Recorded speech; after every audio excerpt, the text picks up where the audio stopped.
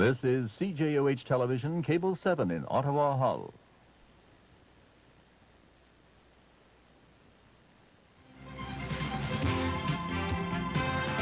Live from BC Place in Vancouver, the Canadian Football League's Grey Cup Final.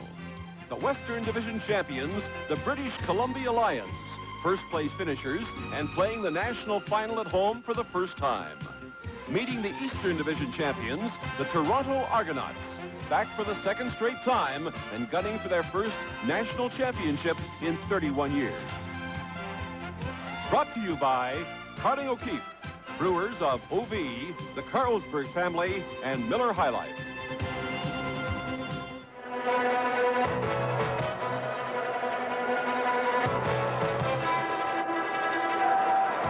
This is Grey Cup Sunday, and this is the magnificent stadium at BC Place.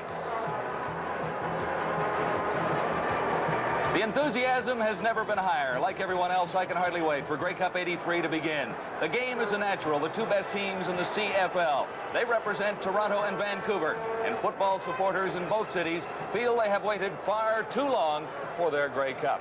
Good afternoon, everyone. We are now 28 minutes away from kickoff, and around this beautiful stadium, there is great excitement and anticipation. It is the first time that Grey Cup has been under the dome in Canada. A new era in Canadian football. And despite the rain in Vancouver all week long, there will be no worry about the weather for 60,000 supporters gathered here today. Playing the Grey Cup game under the dome in Vancouver has created an unprecedented demand for tickets. Every seat will be filled, assuring the CFL of the largest gate receipts in its history. It hasn't all been easy. Today marks the culmination of months of work for everyone involved. The teams began this quest for a championship back in early June. The Argos have waited 31 long and agonizing seasons. The BC Lions have been dry for 19 years. Both teams are overdue for their Grey Cup. For television, countless hours behind the scenes.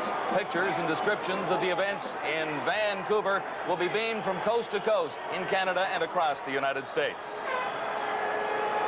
For all, the magic moment edges ever closer. And at field level right now, that moment is here for all those involved in today's Grey Cup pregame show. Boys and girls, for your pregame enjoyment, the Canadian Football League, the Government of Canada, and Expo 86 are proud to present the bands of the Canadian Forces Maritime Command.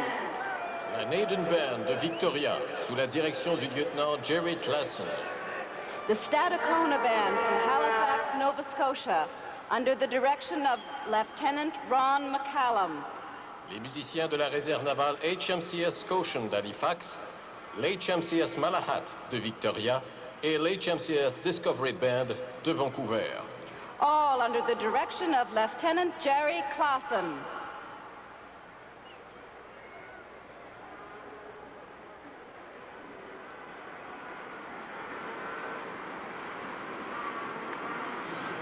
Good afternoon, sports fans. Welcome to the stadium at British Columbia Place. Today, the Toronto Argonauts will battle the BC Lions for the 1983 Canadian Professional Football Championship, the Grey Cup.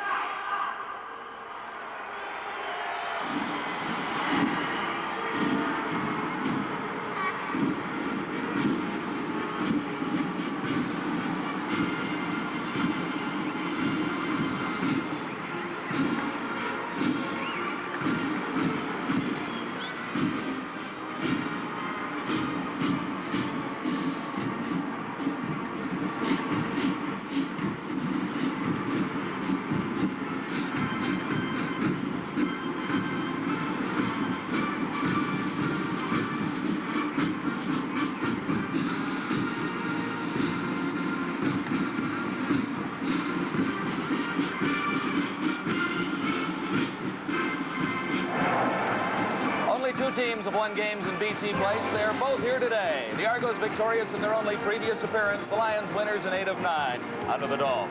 Next, you'll meet the play-by-play commentators. Grey Cup 83 continues in a moment.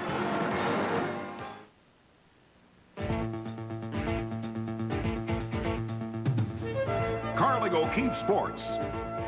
Your box seat to the CFL. we've got East versus West.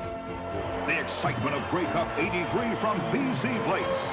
All the wide-open, hard-hitting CFL play. Catch all the action from your home box seat. Carling O'Keefe Sports, bringing the sports world home to you. Nobody looks at office automation quite like Wang. Other computer companies only see the pieces to the puzzle. Data processing, word processing, personal computing. But Wang looks at how all the pieces fit together and gives you one solution that fits everyone's needs. A total solution no other computer company can match. Bringing everything in your office closer together is what puts Wang way ahead. At Bumper to Bumper, the first thing a new customer usually asks is, have you got the parts for? Well, in a word, yes. Bumper to Bumper is a chain of over 200 stores across Canada who pride themselves in taking care of all your auto parts needs, whether fixing cars is your job or your hobby. We're auto parts professionals. Depend on us to have the right parts, value priced, and a little friendly advice. So when you ask if we got the parts, there's only one thing to say. No problem. Do it with Bumper to Bumper.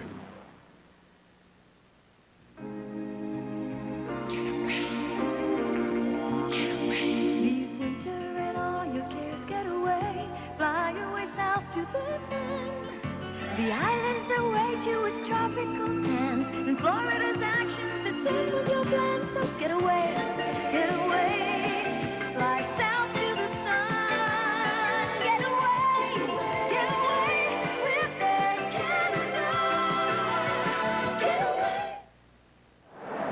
The stadium at BC Place, Vancouver. We are live. It's now 24 minutes to the kickoff. As is tradition, commentators from Canada's two football networks share the responsibilities at Grey Cup time. And at the play-by-play microphones this afternoon, Pat Marsden of CTV and Don Whitman of the CBC. Gentlemen. Thank you, John, and it's a pleasure to again be sharing the play-by-play microphone with my old pal, Pat. And Pat, this afternoon, as in the past, in other Grey Cup games, the success of either team is going to revolve around that quarterbacking position. Well, that's absolutely correct, Whit. But you know what? I'm so excited just to be in this magnificent structure and warm that the football game is kind of secondary to this moment. But boy, I have really looked forward to, first of all, sharing the microphone with you, then to see the two best football teams in Canada getting set to perform. And if Conrad Holloway doesn't come up with a very big game this afternoon, I'll be the most surprised guy in the park. He's a veteran, can move so well, you know, just has great confidence, has great receivers to throw to, can throw to Cedric Mitter coming out of the backfield. In other words, he's the exact guy that you want in a pressure-packed situation like this. Now, I'm not sure that the same can be said across the field.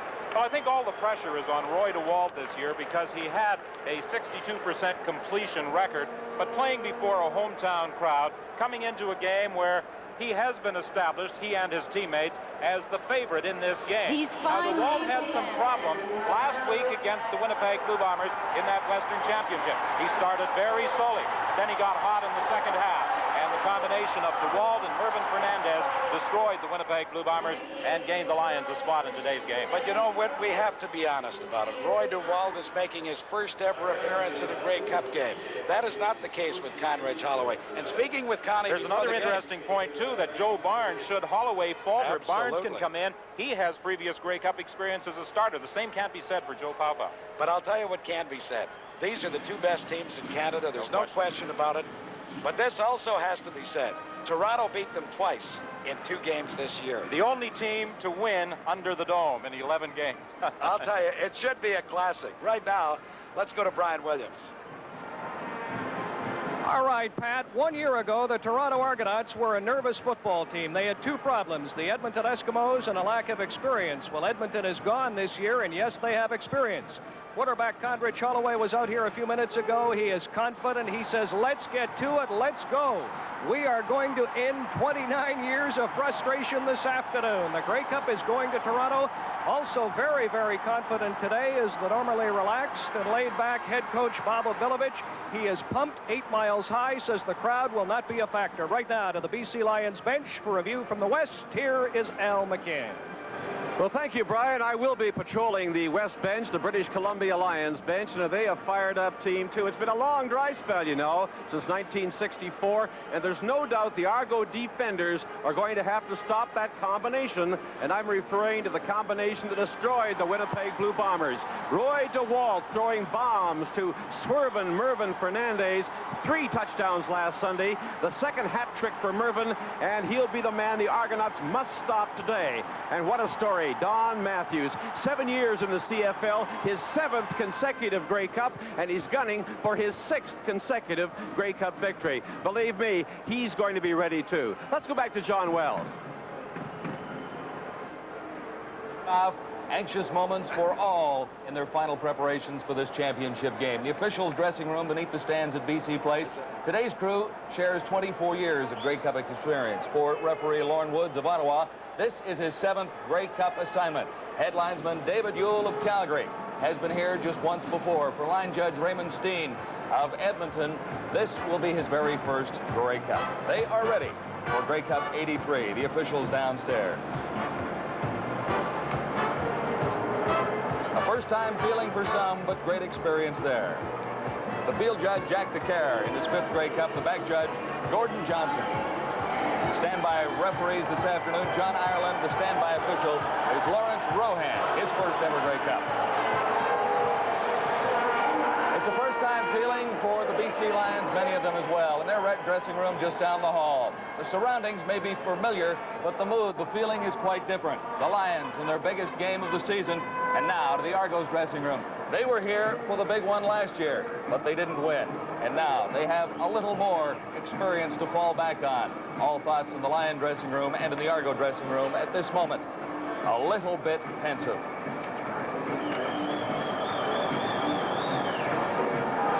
The Argos, the BC Lions.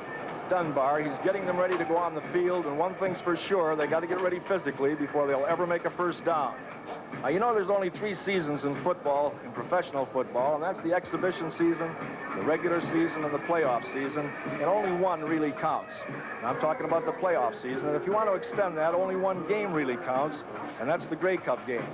Now, every year, each team starts the season with hopes and anticipations of being in this Grey Cup game. Many are called, but few are chosen. The 2 teams today, the Argonauts, it's been over 30 years since they drank out of that cup. As far as the BC Lions is concerned, close to 20 years. And one thing's for sure, it's great to get here, but you got to come home a winner once you get here, and I should know that. All right, let's go to Leif Pettersson now from CTV. He's played in this game. Thanks, Coach. I'm sure you'll agree that the mental approach of each player in a game of this magnitude is probably the most important aspect of their preparation. There's no question both teams on the field today have the physical skills. So what it really boils down to is which players can execute their assignments with the least amount of mental mistakes. Getting mentally ready to play is something that cannot be done on game day. You have to start early in the week. You know, I remember when I was getting ready for a big game, each spare minute I had, I would seclude myself, close my eyes, and picture the pass patterns I'd be running in that game. And of course, from the films I'd watched of my opponents, I could visualize the defenses they would use and then visualize the adjustments I'd have to make to them. You know, I could always see myself making the big play or the big catch. What that would do would implant a positive reinforcement in my mind over and over again. So as game day drew closer, the reactions I'd have to make would become instinctive for me. And then all I had to do was let the physical part take over. Certainly not all the players on the field today will do what worked for me, but you can be sure they've done some form of mental conditioning throughout the week. The coaches can't do it for them. They have to do that themselves. It's called being a pro. Pat and Don, we'll see shortly which team's done the better job. Great stuff, Leif. Really it is. And, you know, those guys have to be so excited right now. We saw them with their head bowed, but the adrenaline has just got to be pumping fiercely. Well, you know, watching them come out for their pregame warm-up, some of them were out in the field 2 hours before they actually had to be there. They were ready. They were prancing. They were running around, getting loose. They didn't have to do the calisthenics at 2 o'clock when they came out on the field. You know, there's something we should mention. Louis Pasaglia has had a tremendous year. And if it ever came down to a final play, boy, he'd be the guy that you'd want hoofing it for you. You know what a lot of people don't realize is what a tremendous athlete Lou actually is when he played college football at Simon Fraser. he has been primarily a punter and a place kicker with the BC Lions because he does it so well. As a matter of fact, he might just be the best at that particular role in the Canadian Football League. But he does that so well, so people really don't appreciate what a great athlete he is. He could be the unsung hero this afternoon. You know, there's so many people you could pinpoint and say, boy, this could happen, that could happen. I just hope that it's a good football game and that both clubs know that they've played as well as they could possibly play, and whoever wins it... They won't have any excuses about weather or playing conditions. Let's go to John Wells. No question, a very impressive cast of commentators for our Grey Cup telecast this afternoon. This is Grey Cup 83 from Vancouver.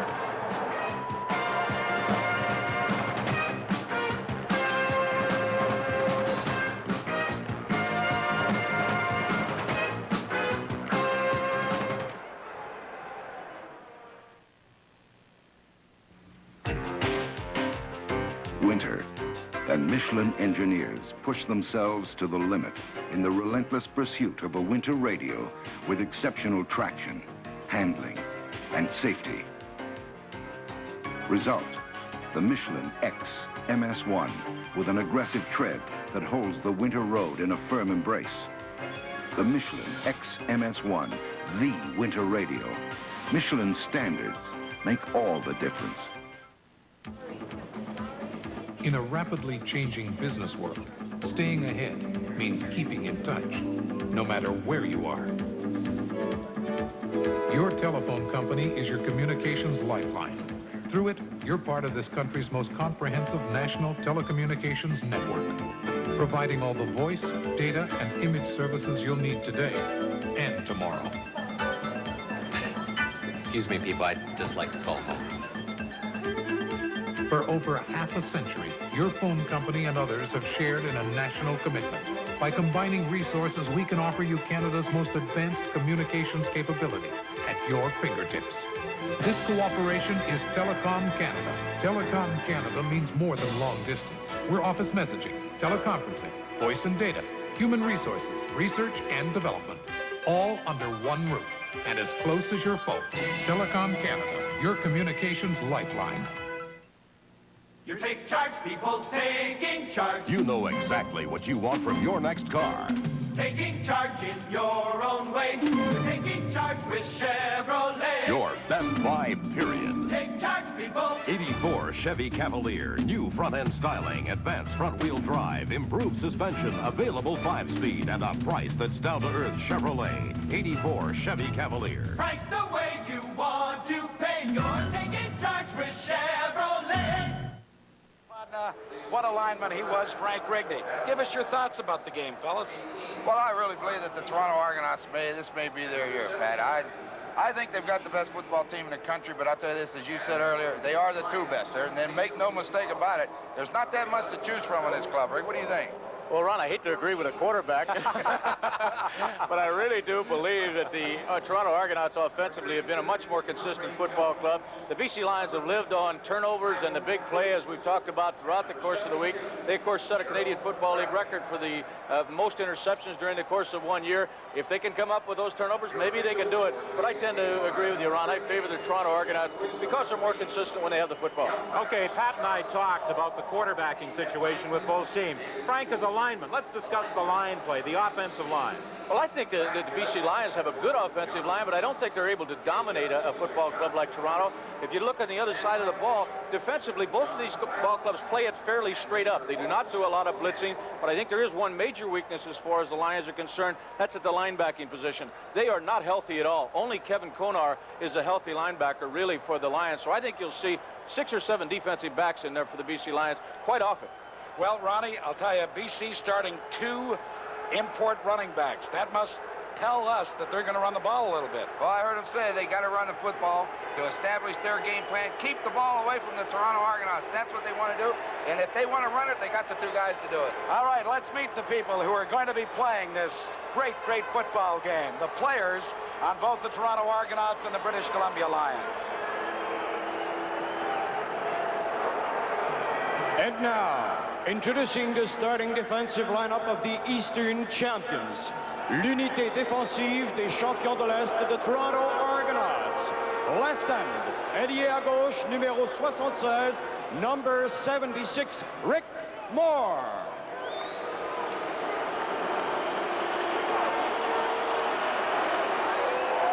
Left tackle, plaqueur à gauche, numéro 58, number 58, Earl Wilson.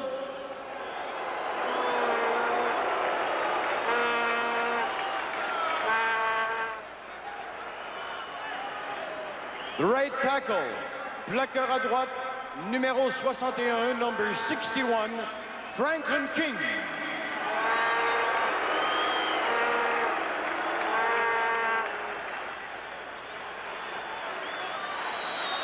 Left end, ailier à droite, numéro 74, number 74, James Curry.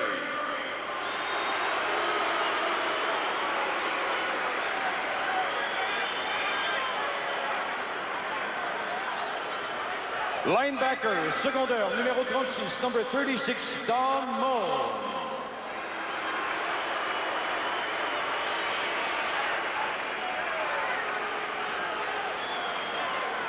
Linebacker, secondaire, numéro 39, number 39, William Mitchell.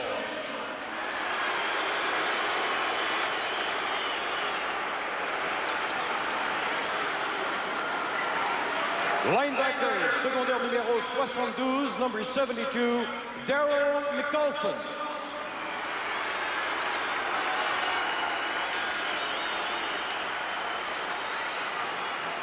Cornerback, demi de coin, numéro 4, number 4, Leroy Paul.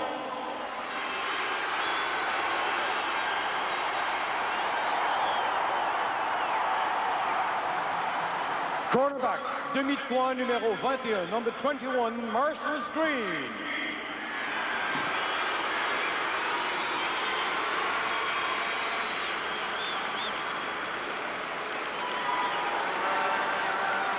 Defensive halfback, demi de sûreté, numéro 13, number 13, Daryl Wilson.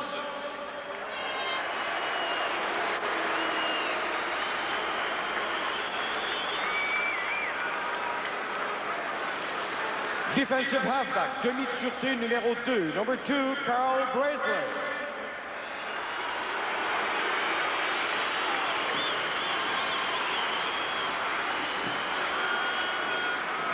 Safety, maraudeur, numéro 24, number 24, Ken McKicker.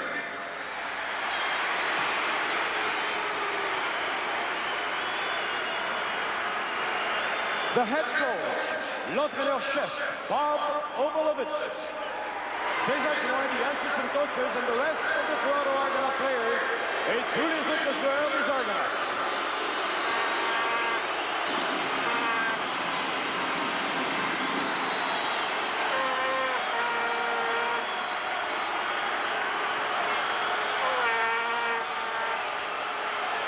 And now, introducing the starting offensive lineup of the Western champions, l'attaque des champions de l'Est de BC Lions. Le centre, center, number 52, numéro 52, Al Wilson.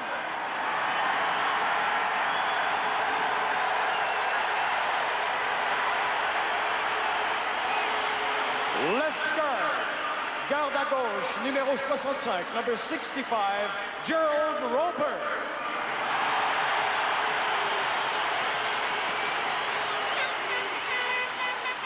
Right guard, garde à droite, numéro 54, number 54, Glenn Leonard.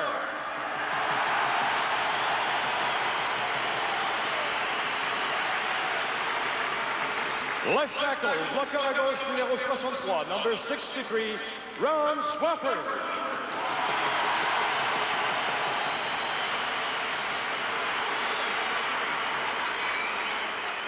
Right tackle, bloqueur à droite, numéro 68, number 68, John BLAIN.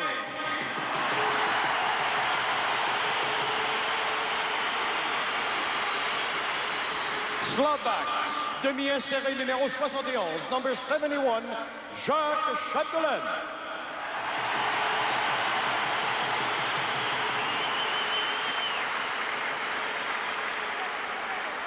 Slot back, demi-inséré, numéro 21, number 21, John PANKRATZ.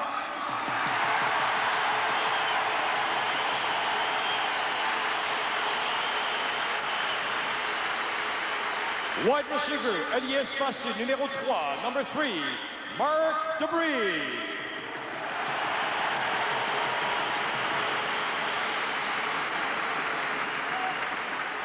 Wide receiver, ailier espacé numéro 24, number 24, Marvin Fernandez.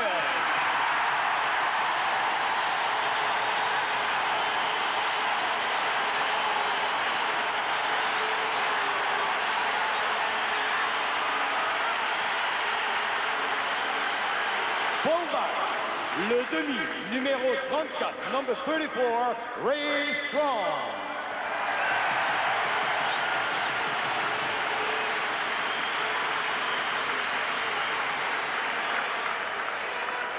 Running back, le demi, numéro 20, number 20, John Henry White.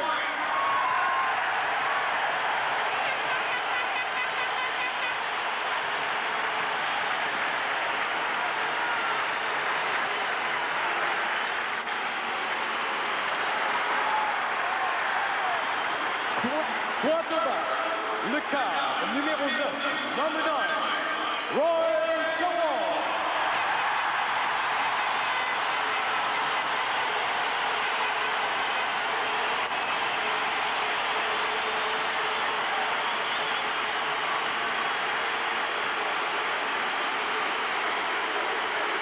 The head coach, l'entraîneur-chef, Don Matthews.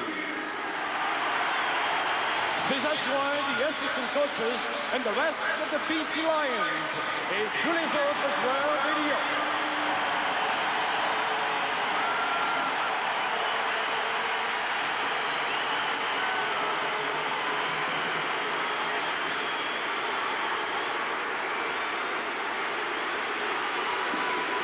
Now approaching center field are the captains.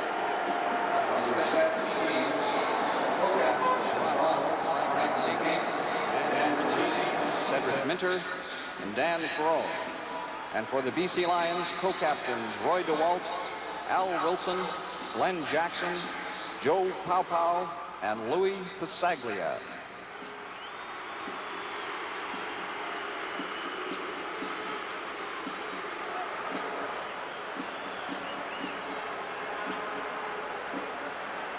Gentlemen, would you introduce yourselves, please?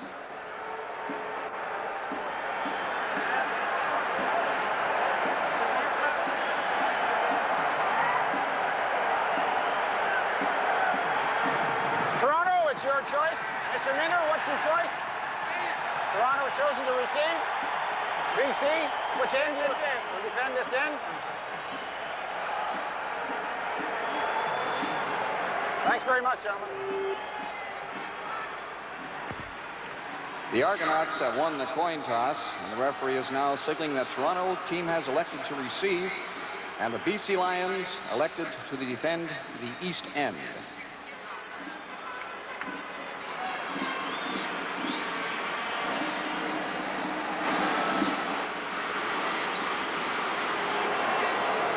Carol Baker, Canada's First Lady of Country Music and a three-time Juno Award winner, will sing the national anthem this afternoon. Escorted to midfield by David Holtzman, an assistant with Expo 86.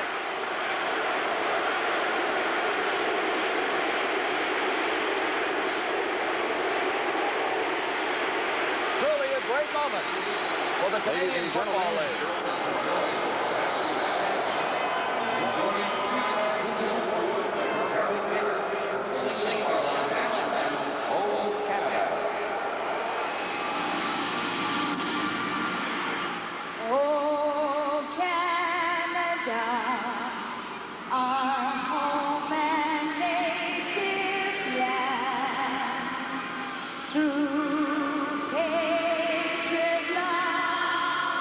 In all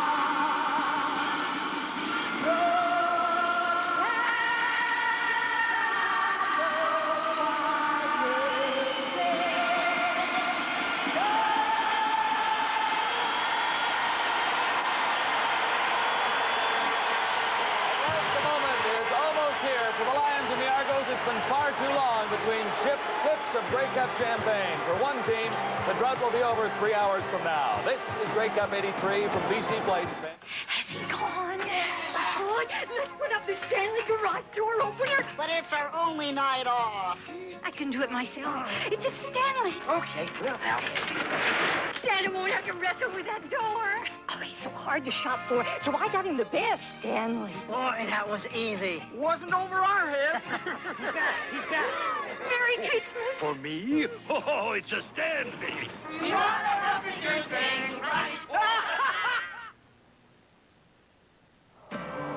I went to Black's and picked up their Christmas gift book. Just look at these great ideas. Ready to shoot cameras. Totally ready for Christmas morning. Isn't that great? Everything is included. Film, flash, batteries. Plus, get a $20 coupon book with any 35mm camera purchase. And you can even get a second set of prints free. Oh, thank you. Oh, there are so many great values at Black's. Black's photography. Get yours. Well, let me tell you that you will be part of the greatest television audience in the history of the medium in this country. And we're delighted to have you with us. We think you're going to enjoy what should turn out to be a great football game. Guys, let's go get them. Well, I tell you, Pat, I'm looking forward to this one. Under the dome, weather conditions will not be a factor. Both teams eager to get this game started. How about it, Frank? Should be a beauty. I'm glad we're up here. Tell you what, the noise level is something else here at BC Place. The fans, well, they know the BC Lions are the favorite team here. All right, let's set it up for you. That is Louis Pasaglia. Undoubtedly the top kicker in the Canadian Football League this year. And standing back at the 5-yard line are Jeff Townsend and Carl Braisley. Both can fly. Townsend, a Canadian boy from the Toronto area. He has blinding speed. This is Braisley from his 4-yard line.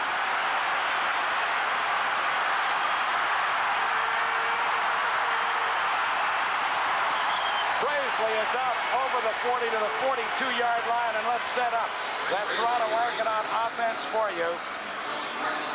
This is the way they will line up. Conrad Holloway will be the quarterback for the Argos. Has the fewest interceptions in the CFL. Cedric Minter will get most of the load running the football. And these are the great receivers led by Terry Greer, who set 2 CFL records this year. Offensively on the line, tell us about them, Lee. Well, Tony Atunovic starting at the center. They've got 2 excellent tackles in Tom Trefo and John Malinowski. I think they'll do a good job giving Holloway that protection. One thing about this ball club, Conrad Holloway buys an awful lot of time for himself. Even if the blocking does break down, he has not got a great rushing statistic, but he buys that time to throw the football. Very, very important factor. Well, he sure does, Frank. So many quarterbacks in the league able to do so. I think, on the other hand, Roy DeWalt is able to do that as well for the BC Lions. From the 43-yard line is where the Argonauts will start. They set up the screen, but the intended receiver was knocked down. Rick Klassen was the one who applied the pressure, but let's look at that defensive unit of the British Columbia Lions.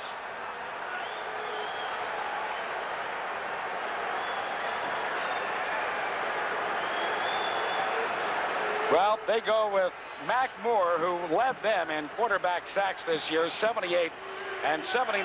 Reuben Vaughn at the 2 defensive tackle spots with Brent Reset and Rick Klassen, a couple of Canadians at the end position. It is 2nd and 10, Toronto from the 43. This one is picked off by Larry Crawford.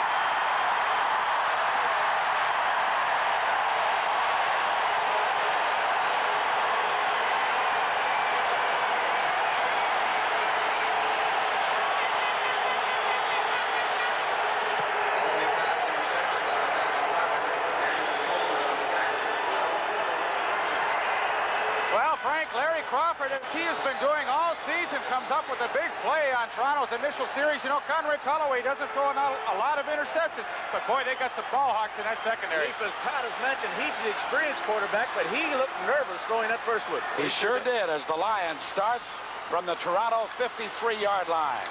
DeWalt's first pass is no good. Looking for Ray Strong coming out of the backfield. I'll tell you what, Roy DeWalt looked a little nervous on that throw, too. Very tentative in his release to Ray Strong. You know, Pat, we should cover one point when the BC Lions get on defense again. They have only one really healthy linebacker. We talked about that briefly before. They are bringing in 7 defensive backs on passing situations. I think the Argonauts will do that once in a while themselves. Well, let's see what DeWalt does on 2nd and 10 from the Toronto 53.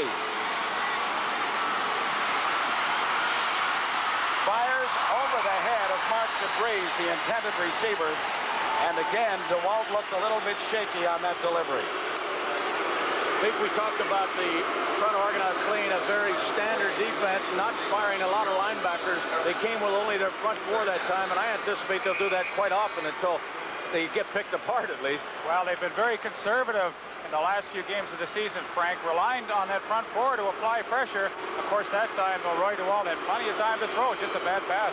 They're not booing, they're saying Lou, because Bisaglia is into punt on 3rd and 10 with Cedric Minter and Carl Brazeley back to return it.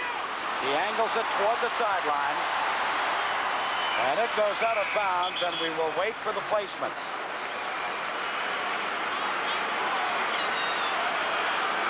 They'll spot it around the 18-yard line, and that's where the Argos will take over. They were fortunate after the interception that BC was unable to move the football. All right, let's take a look at that defensive unit of the British Columbia Lions. This is the way they'll line up. We mentioned that it's Vaughn and Moore at the tackle spots. The linebacking core, this is what Riggs was telling us about. Because of the injuries, there's been a real reshuffling of the alignment. And there's the secondary. Toronto first down at their 18-yard line. This is Cedric Minter. And Minter did a good job to duck underneath the initial intended tackler and get out to about the 23-yard line. Glenn Jackson was there to bring him down, number 37.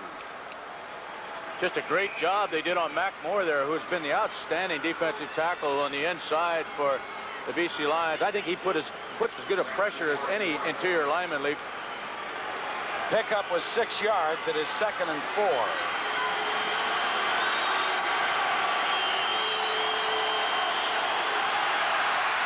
Holloway's pass is complete to Tolbert. He has the first down to the 32-yard line. Mel Bird was there to bring him down, number 10. That's the first down of the football game, and it comes via the aerial route, Holloway to Tolbert. But I'll tell you, that's a good play selection by Holloway right there. He knows BC is going to be in that zone coverage. They're afraid of Terry Greer and Tolbert. He floods the area. Tolbert makes the catch. He picked up that initial first down. Toronto has possession at their 33-yard line.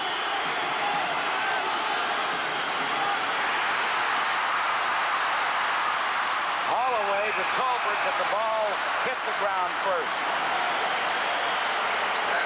Rick Klassen applied good pressure for the Lions. And you know, the important thing he did, Pat, when he came in there, he kept that leverage so that Holloway had to step up to the inside. They do not want to let Conrads get out. Well, he sure is that extra dimension that the Argonaut offense has. If things are disrupted downfield, his ability to scramble and run with the football is exceptional. JoJo Heath and Kerry Parker are the corners. If they were going to pick on anybody, it would be Heath. The pass is caught by Palazetti, and the big fullback has the first down, crossing the 45 to the 47. Nelson Martin, the Seneca College graduate, was there to bring him down. I'll tell you what, John Palazetti does not handle the football too often, but they had man-to-man coverage. Cedric Minter, that's an easy first down when you can pick that guy covering you. Hey, he was blocking the line while the ball was still in the air. Boy, no question about that. The gain was 14 yards, make it first down Toronto at their 46.5-yard line.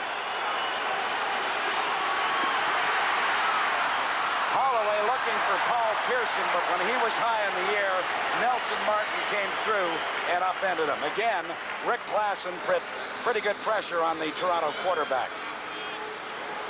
We've played 4.5 minutes of this opening quarter. There is still no score. Both offenses looking just slightly jittery.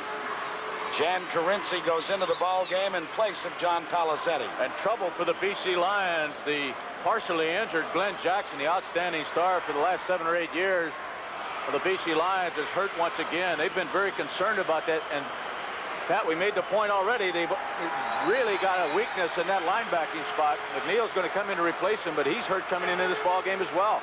McNeil, of course, was the middle linebacker who was banged up after that victory over the Winnipeg Blue Bombers last weekend. And so he comes in, and he'll play the middle now. And Kevin Konar will move outside. I tell you, every second they're long, they've been bringing in that extra defensive back. This time they haven't. Let's see if they come with the blitz. 2nd and 10, Toronto.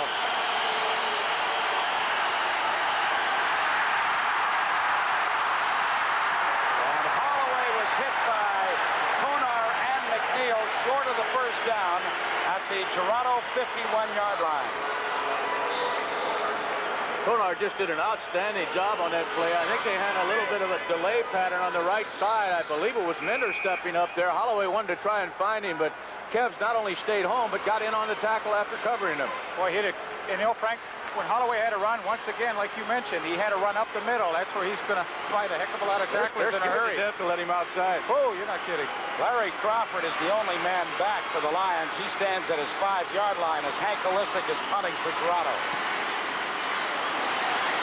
High twisting spiral that Crawford takes at his 13. Well, he almost slipped through there, but was brought down at the 18-yard line. That's where the Lions will have the ball when we come back. Our telecast of Grey Cup 83 resumes in a moment.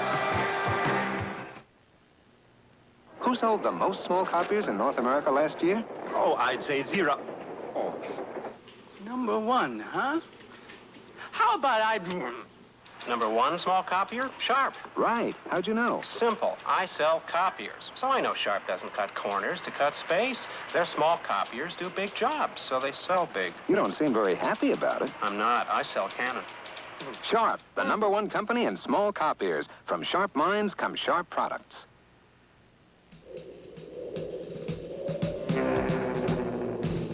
You're in control. I'll drift on by. It wasn't so long ago you got the old plane to fly.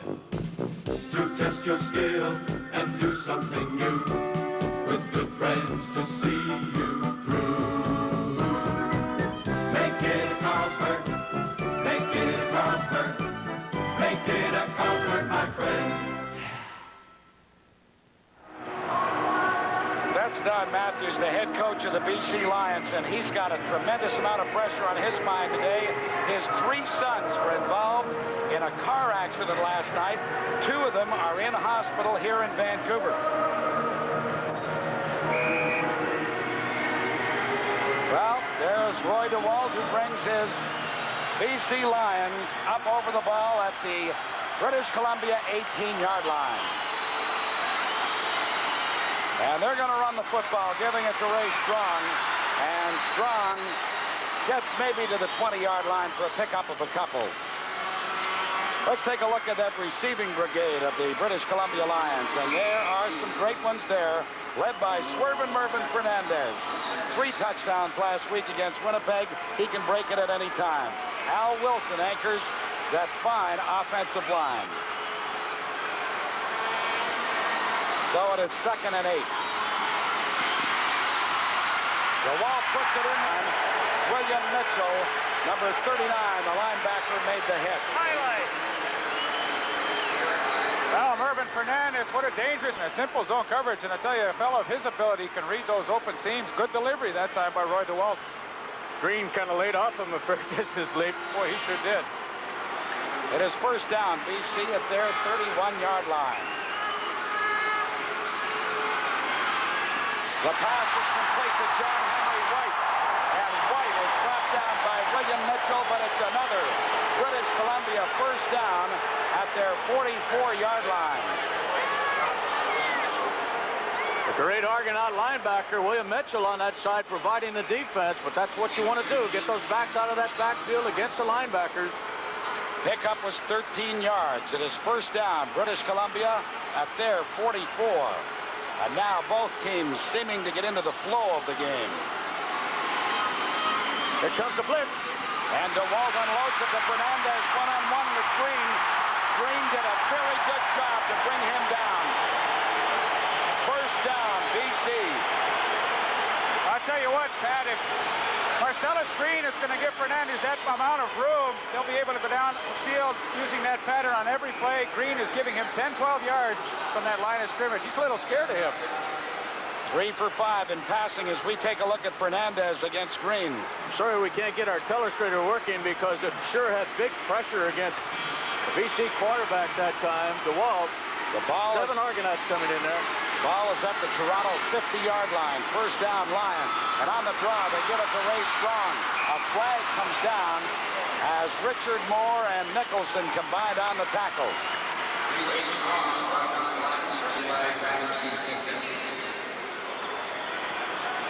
It's going to be a holding call against the Lions, I'm sure. So referee Lauren Woods brings it back to the BC 50-yard line. Holding.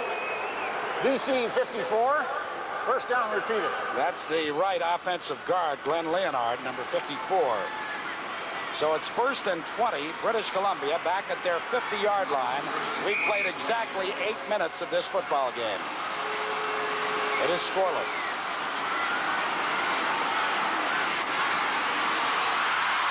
And DeWalt is sacked by Richard Moore. And in there, too, was James Curry, the defensive end. The two ends just sandwiched them. You know, Pat, the Argonauts were last in the league in quarterback sacks this year. They have to change up. They came with the blitz that time, got excellent pressure on Roy DeWalt, came up with the sack. That was simply man-to-man. They beat both of the big offensive tackles of the Lions. So it'll be 2nd down, 32 yards to go. The ball at the British Columbia 38.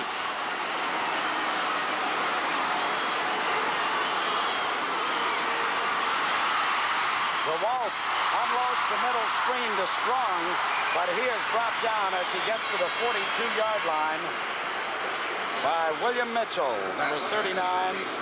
Franklin King put good. The Argo defense, which is the most improved part of their ball club, looks like this. Moore and Curry are the two ends with Wilson and King at the tackle spots. They're the fine linebackers when they use the 3 linebackers, but they do bring in that 6th back. And there is that secondary of the Argos as Louis Pasaglia will be punting. Boy, that penalty so critical, Frank. It appeared as though the Lions were moving. Now they have to give it up. We're going to have no flag. Braisley with the return is forced out at the 33-yard line. There was no question that Jan Carinci ran into the BC kicker. You can hear the reaction of the crowd. It is still scoreless. Grey Cup 83 from BC Place returns in a moment. Made by Waltec, eh? Well, that means quality. Waltec. Waltec.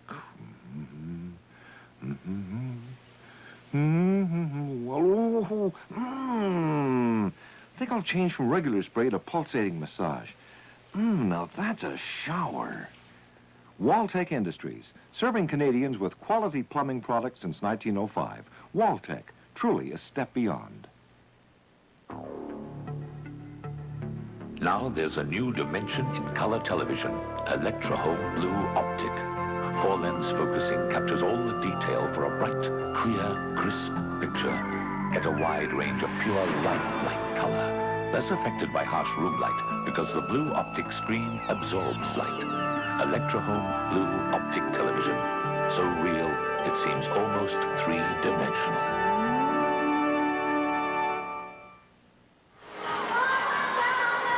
This would be a tremendous loss to the BC Lions. Lucas Saglia is being worked on at the sidelines. This is why. Just a tremendous effort to control that football, but he was certainly hit while his foot was still in the air. Yeah, that was number 20. Saglia, but he appears as though he's all right.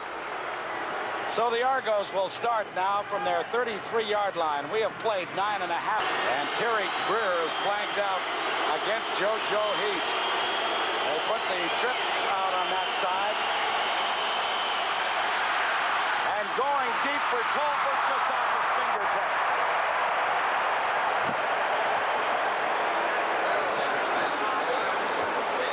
Mac Moore had tremendous tremendous pressure on Conrad Holloway.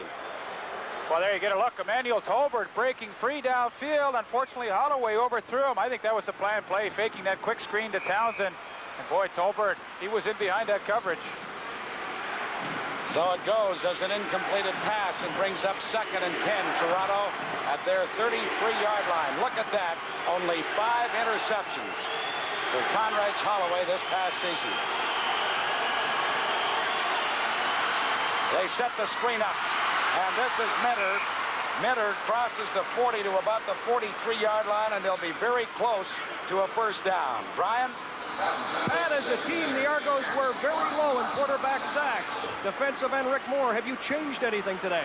No, we're playing our straight vanilla defense right now. This is for all the marbles, Ryan, and we know what it's worth to us, and we're just playing like we've never played before. It's the last game of the year for everybody, and we're just going for it. Hi, Mom. Well, they have brought the chains out, and you see that the Argos are the better part of a yard short. It brings up 3rd down, and they will not gamble on their side of midfield as Hank Olisic and the punting unit goes in. Rough Rider pride. There's your friend. That's my old pal, the Flame there. I love when he shoots his head off for that cannon there. That's all right. You'll end up with a haircut like yours, Pat. I think there's a lot of people in Vancouver who've been doing that this week. Hank Olisic will be booting to Crawford and Heath, who await back at the 25 and 20-yard lines, respectively.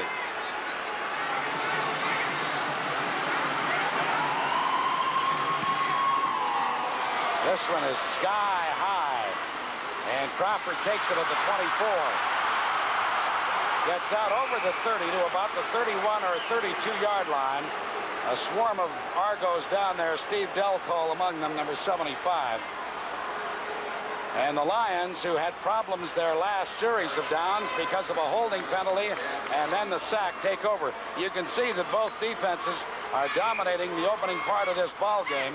Just 42 yards for Toronto, 35 for the Lions. We've got 4 minutes and 5 seconds left to play in this opening scoreless first quarter.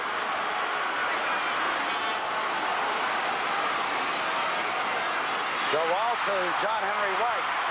And White is over the 35 to about the 39-yard line. Darrell Wilson, number 13, was there to bring him down. I think you're going to see Roy DeWalt do a lot of that this afternoon. If the Argonauts are going to play conservatively on defense and just drop those linebackers, you've got to throw to those backs coming out of the backfield, and you're picking up good yardage on first down. He got 7 that time.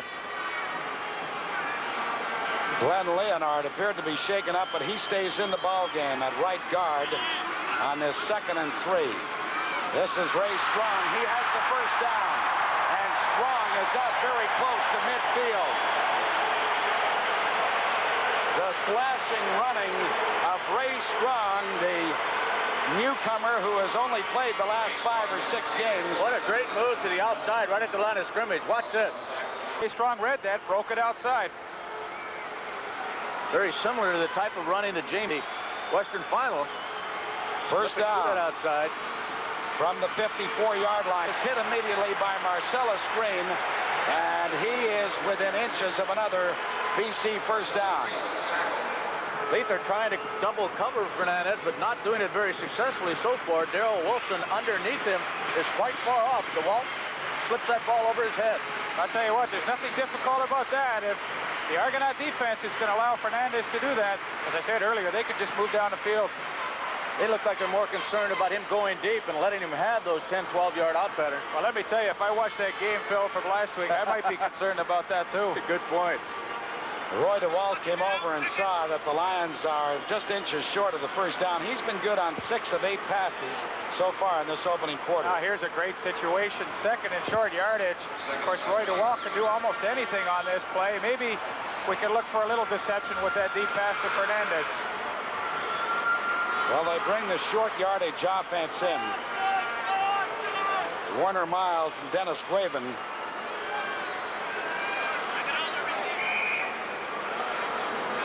On 2nd and just inches to go with the ball inside the Toronto 46-yard line.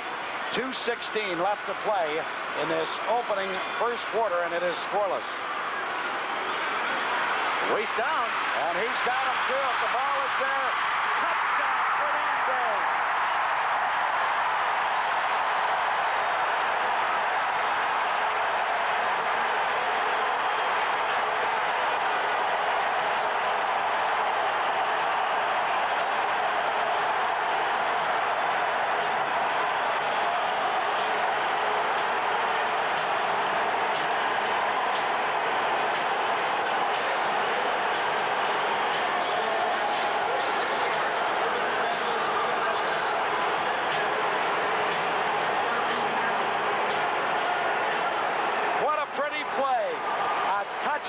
Strike of 46 yards from Roy DeWalt to Mervyn Fernandez, and Leaf, you called it. The point after by Pasaglia is good.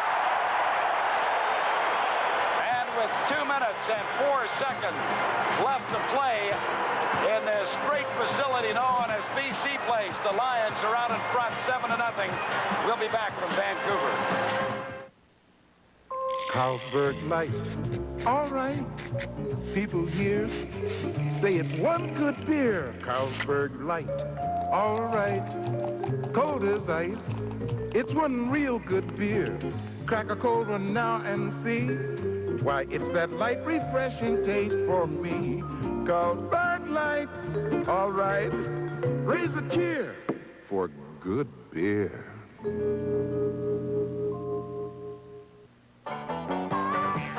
When man invented the wheel, he soon realized that wheels have an enemy. The enemy is winter. So to cope with winter, man invented the Uniroyal steel-belted radial snow tire. On ice and snow, Uniroyal M&S Plus steel radials have proven they can turn the trick in man's annual contest with winter. Uniroyal, from the first man, the last word in steel-belted radial snow tires. Here in BC Place, 60,000 people are going wild. Let's watch this perfect play. Well, we suggested they might try something like this. A great catch, but what a tremendous throw by Roy DeWalt. Ball was perfectly thrown. He simply outruns the coverage by Leroy Paul and Ken McEachran. What a big play for the Lions. This crowd is going crazy. 7-0 BC. Pasaglia with the kickoff. Carl Brazeley at his 5-yard line. And Brazeley dives out to about the 26. Let's go to Al McCann. I've got Mervyn Fernandez with me. He got 3 last Sunday, and a big one there, Merv, on second and short. Are you running into a double team situation? Oh, yeah, they were in a double team situation at that time, and the safety just got over a little too late. Big play, you guys, because it's been a real defensive struggle. Well, we're going to need more than one, and we still got a whole game to play, and we just got to keep going the way we are. Mervyn is right. We've got a minute 45 seconds still to play in this opening quarter. The Argos now trail by 7. The screen is set up for Terry Greer.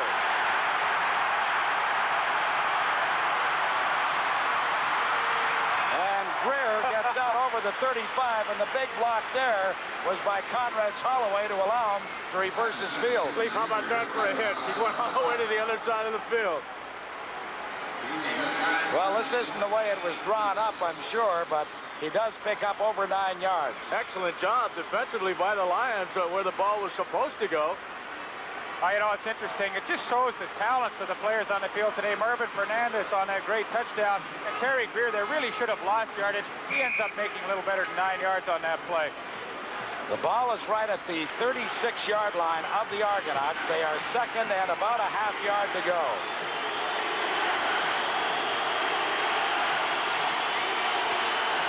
Give us to Minter. Minter will have the first down.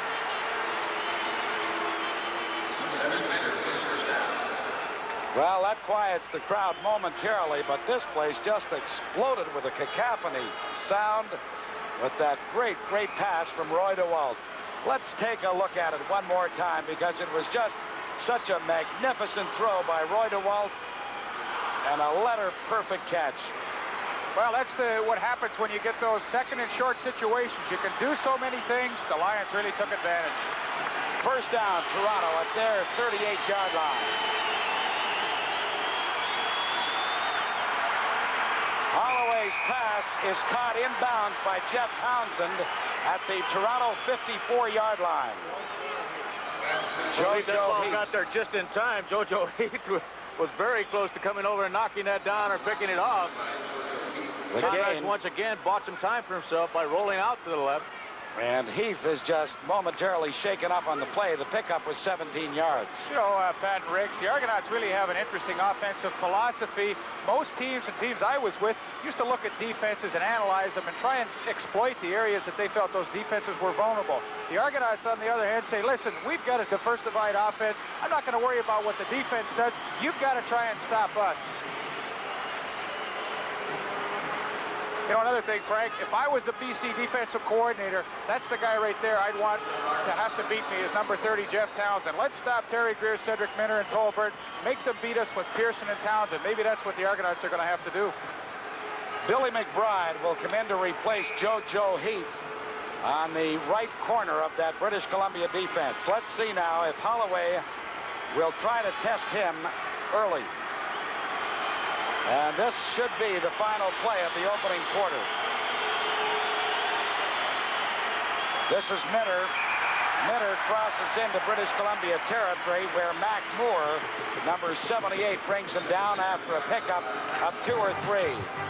So we have come to the end of the first quarter of play. British Columbia out in front of Toronto 7-0. Grey Cup 83 continues after this. I can see. Introducing the world's most intelligent shavers, Braun Rechargeables. So close. I can hear it. Now with built-in recharger, a brain that recharges in 1 hour, 10 times faster than any rotary, that adjusts itself to any current on Earth. Sheer genius. I can see it now. The world's most intelligent shavers. Now, there's a daily interest checking account with an unbeatable combination of features. The Commerce Combination Account. That's right, Ann. In addition to combining no-charge checking and daily interest paid monthly, it now gives you 3 record-keeping options. A choice of a passbook or a descriptive monthly statement. Or you can have your canceled checks returned. So come in and open a combination account. It's only at the Commerce. You can count on the Commerce. This hockey player is going to skate on this steel floor with the help of a new, very slippery motor oil. Gulf Premium 10W30, specially formulated to reduce friction for better performance, better mileage. Now, steel against steel. You know a motor oil this slippery will reduce the friction of steel against steel in your engine. New Gulf Premium 10W30 at a regular price. Gulf, we perform, you get the value. We are live from BC Place, and what a facility it is. Every city should have one of these. Let's hope they get one in Toronto at least. We are about to start the second quarter of play, and the situation is 2nd and 8, Argos at the BC 54. And Holloway is sacked by Brent Brissett and Reuben Vaughn.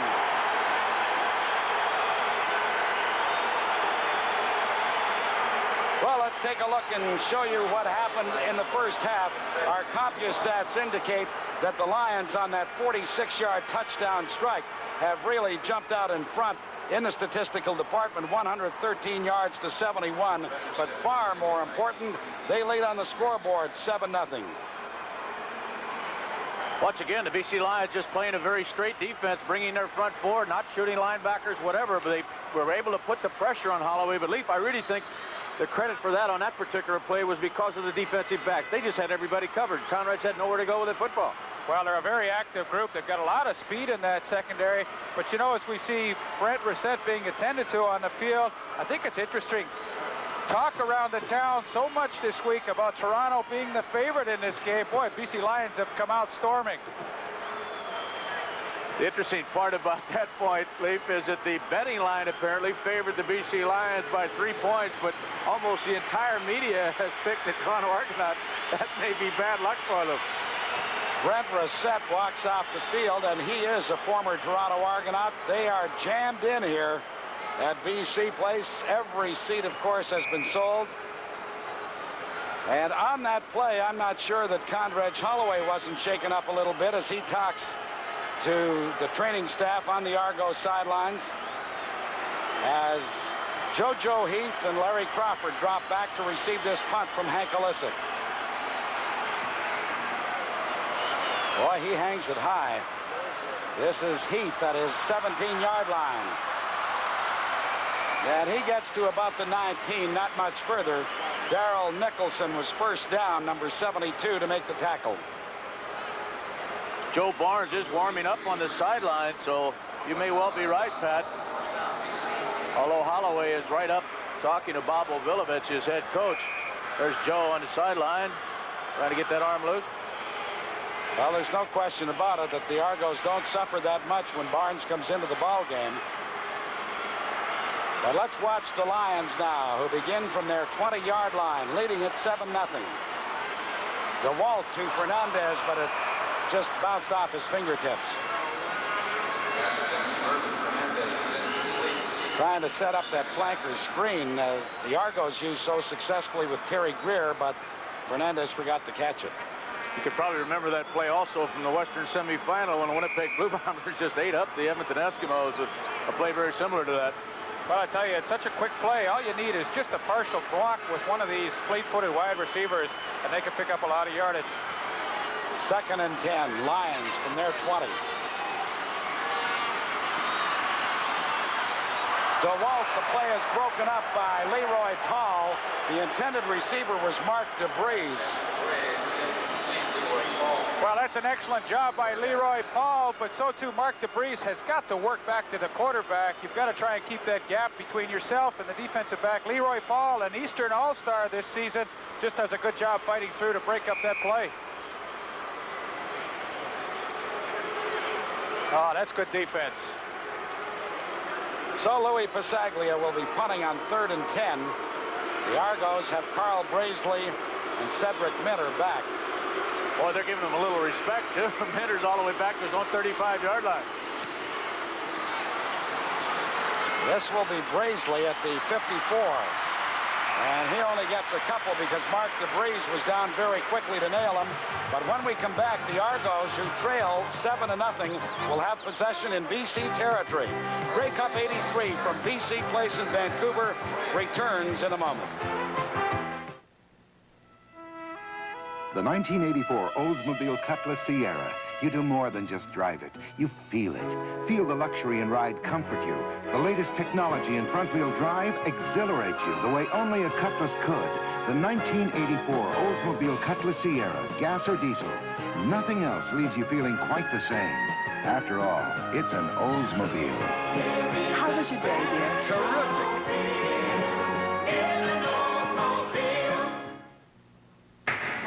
You take a Carlsberg beer. You take a Carlsberg Light. With the light, refreshing taste, give your friends a choice that's right. Carlsberg Twin Pack, the only case of brew with regular and light for you. So put a Twin Pack in. Put a Twin Pack out. Show them to your friends and pass them all about. Make it a Twin Pack, the time is right for Carlsberg and Carlsberg Light Twin Pack. We are back live at BC Place in Vancouver. Toronto trainer Freddie Dunbar says Holloway has a minor bruise on his left arm, the left elbow, but it's nothing serious, and he is back in the game. Well, thank you, Brian. Ron Cherkis, number 66, has come in to play the right defensive end for the Lions in place of the injured Brent Rossett as the Argos, trailing 7-0, begin from the BC 54-yard line. We're just underway in the second quarter. Comes McMOHR. Rick Klassen was there. with great pressure from McMOHR. Just a little dealing in there from the defensive end and defensive tackle point of view, and it was McMOHR that chased Holloway up there to where Klassen could actually get credit for the sack. Watch number 78 coming at the bottom of your screen. I'd get out of his way, too. Well, I sure would. At this point, though, Frank, that defensive front four of the BC Lions is dominating that offensive line. Outstanding job. I think that's the feature so far in the first quarter and a bit. The Lion defense has just been outstanding. It is 2nd and 14. Toronto back at their 52.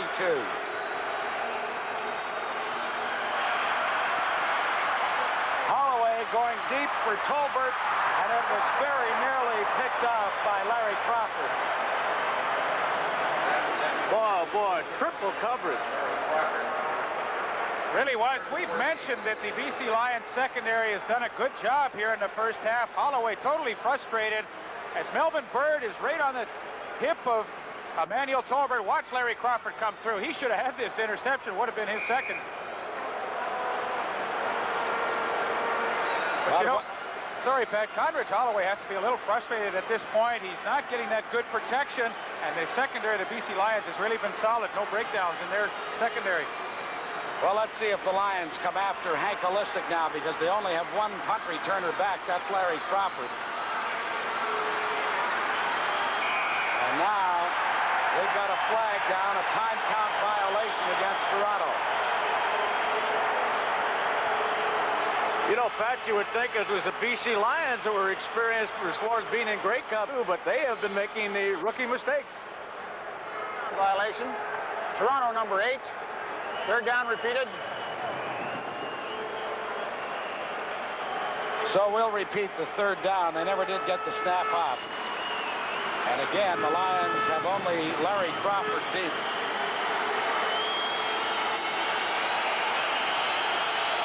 They look like they're going to come after this. They do. And Olisic just gets it away.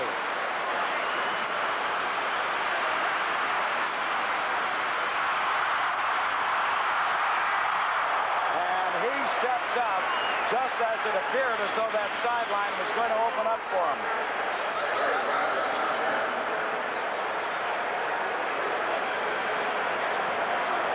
Boy, he can do it all, number 28.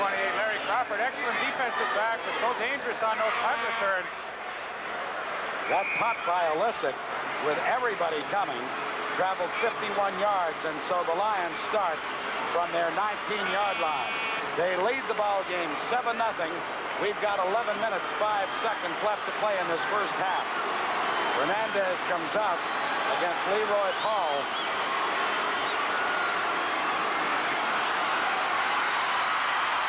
DeWalt unloads it at the last moment to Ray Strong, and Strong gets to the 24-yard line. It looked like DeWalt was looking for Fernandez. Had a lot of time. Moore did put some pressure on him, and DeWalt was forced to unload it. Picked up 5 yards, so it brings up 2nd and 5 at the 24-yard line.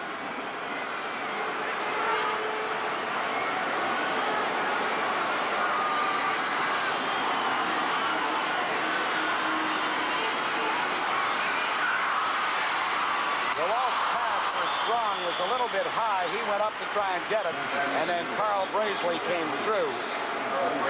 Let's go to Al McCann.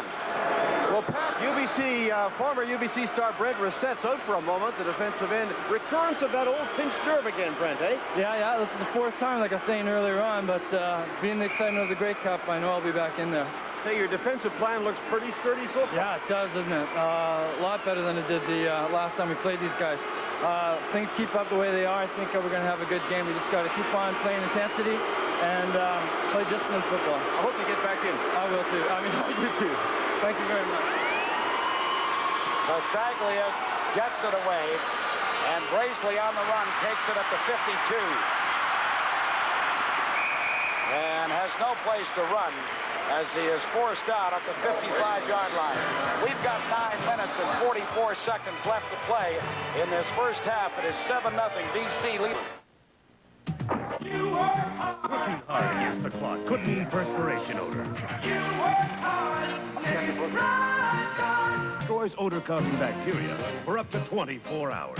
Some days just go on and on, then you know the pressure's on. You work hard, make it right yard. You work hard, make it right yard. First came table model video recorders, then the portable. Now the best of both, RCA's new 900 convertible, the most advanced VCR ever. At home, it's a fully featured table model, the first with 5 heads instead of 4. And the only table model that's portable, instantly portable, no cables. So when you leave home, it converts to a complete movie outfit that leaves other VCRs behind. The RCA 900 convertible. There is no equal.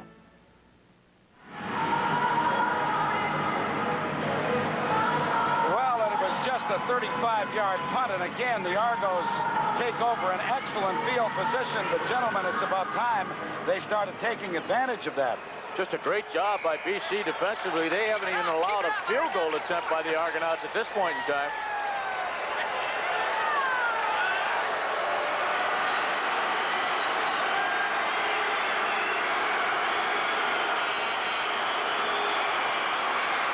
Terry Greer. Greer is into the 30-yard line, the biggest play of the afternoon for the Toronto Argonauts. Big block by Dan Ferroni, number 69, to spring the speedy Terry Greer. Well, we talked about that quick screen to the wide receivers. They do not need much of a block to set these guys free. That could be the offensive play that gets the Argonauts on track.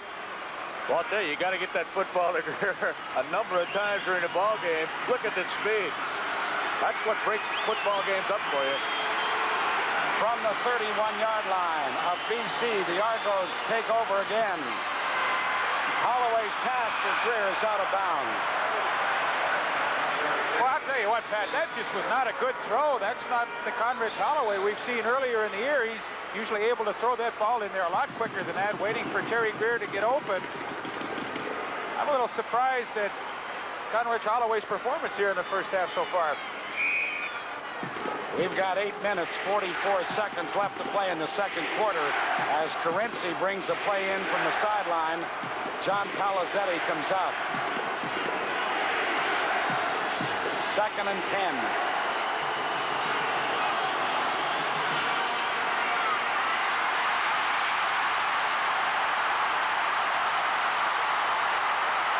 Holloway is down to the 11-yard line.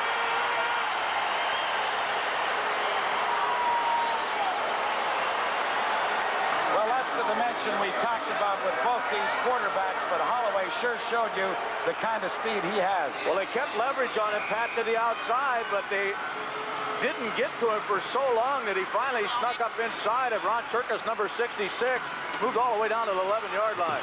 The pickup was 20 yards. It is 1st and 10, Toronto at the BC 10.5.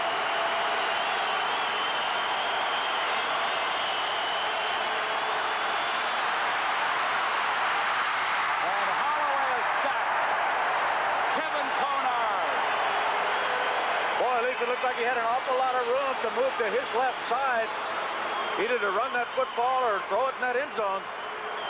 Well, Frank, I think this is an adjustment Holloway is going to have to make. If things are not open initially, he's going to have to just run for it. You see him there, he's waiting and waiting and waiting, and he's going to get sacked when that happens. We couldn't see it really well, but he had absolutely no pressure from his backside. No, he's going to have to take off and run in those situations. The ball is back to the 14-yard line. They've got to get inside the 1 for a first down. The screen. This is Carinci. Touchdown, Toronto. What a perfect setup. That's number 6.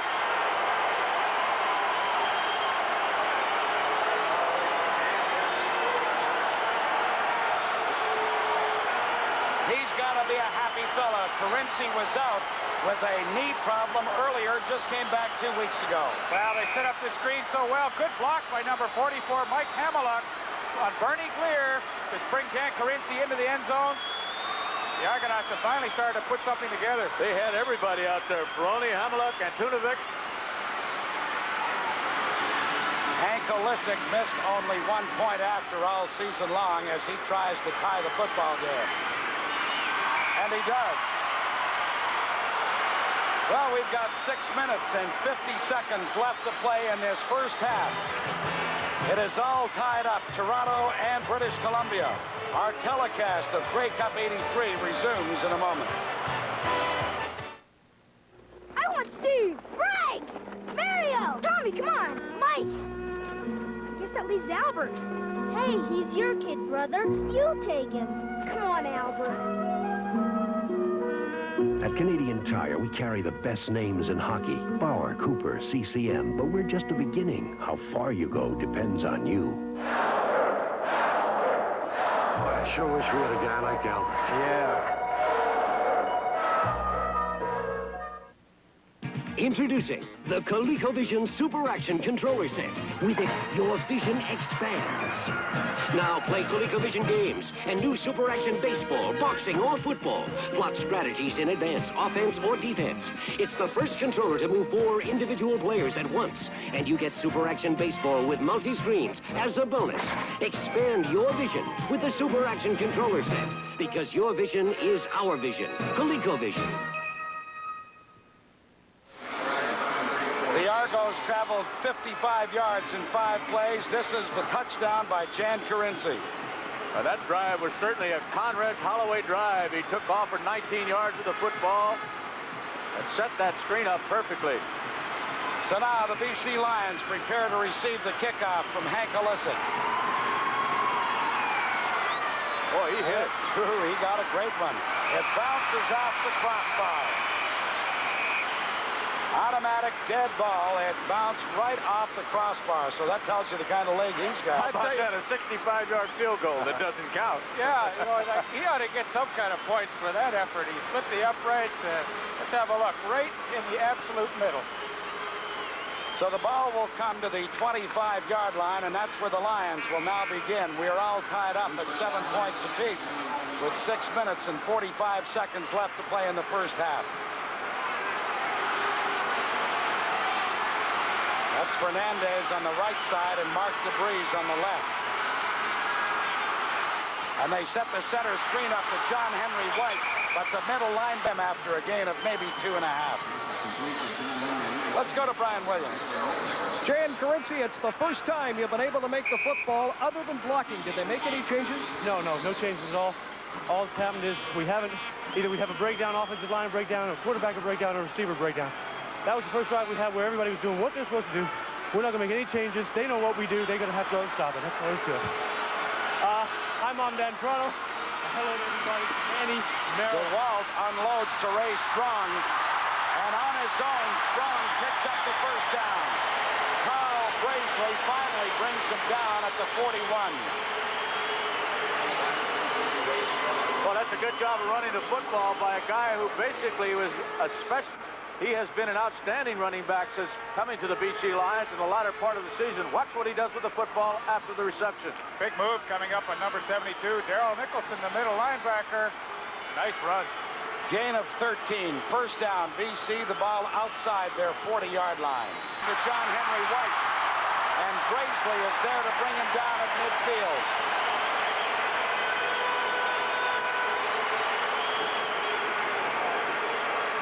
All right, Pat and Frank, we're well into the second quarter now. Both teams have had a chance to see each other's defenses.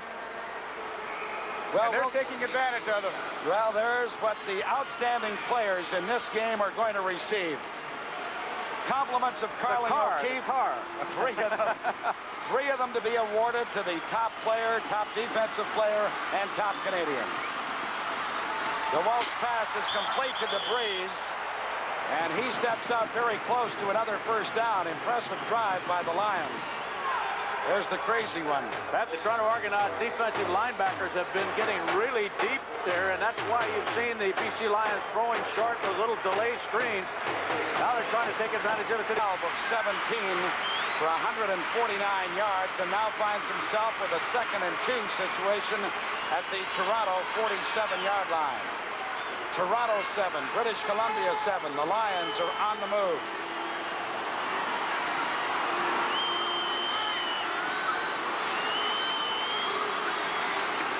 give is to John Henry White.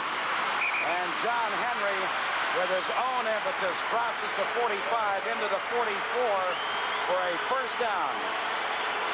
James Curry was there to make the stop for Toronto. Premier Bennett from British Columbia, and Frank, as a good friend of yours, I know that he was greatly responsible for the success of getting this BC place up. Well, he did exactly what a politician had to do. He ignored a lot of the objections and said, let's build it. And he did. And congratulations to him. DeWalt's pass is dropped by Mark DeBreeze. Sign of a young receiver, Leaf. You know this very well. Jumping up when he really didn't have to. The ball was thrown extremely well. You're absolutely right, Frank. Should have come up with that catch. But doesn't, and so it is 2nd and 10 Lions at the Toronto 44-yard line. We've got 3.5 minutes left to play in this second quarter.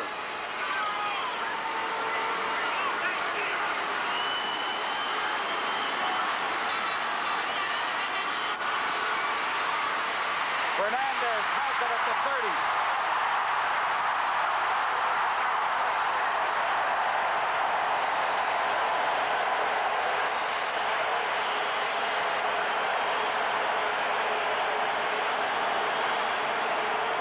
Fernandez made the catch, slipped away from Marcellus Green, and gets to the 20-yard line. Well, Pat, nothing difficult about this. Once again, in second and long situations, the Argos remain in that zone defense. A fellow like Corbin Fernandez, time and time again, will find that open spot, and that's an easy throw for Roy DeWalt as well. First down, Lions at the Toronto 20.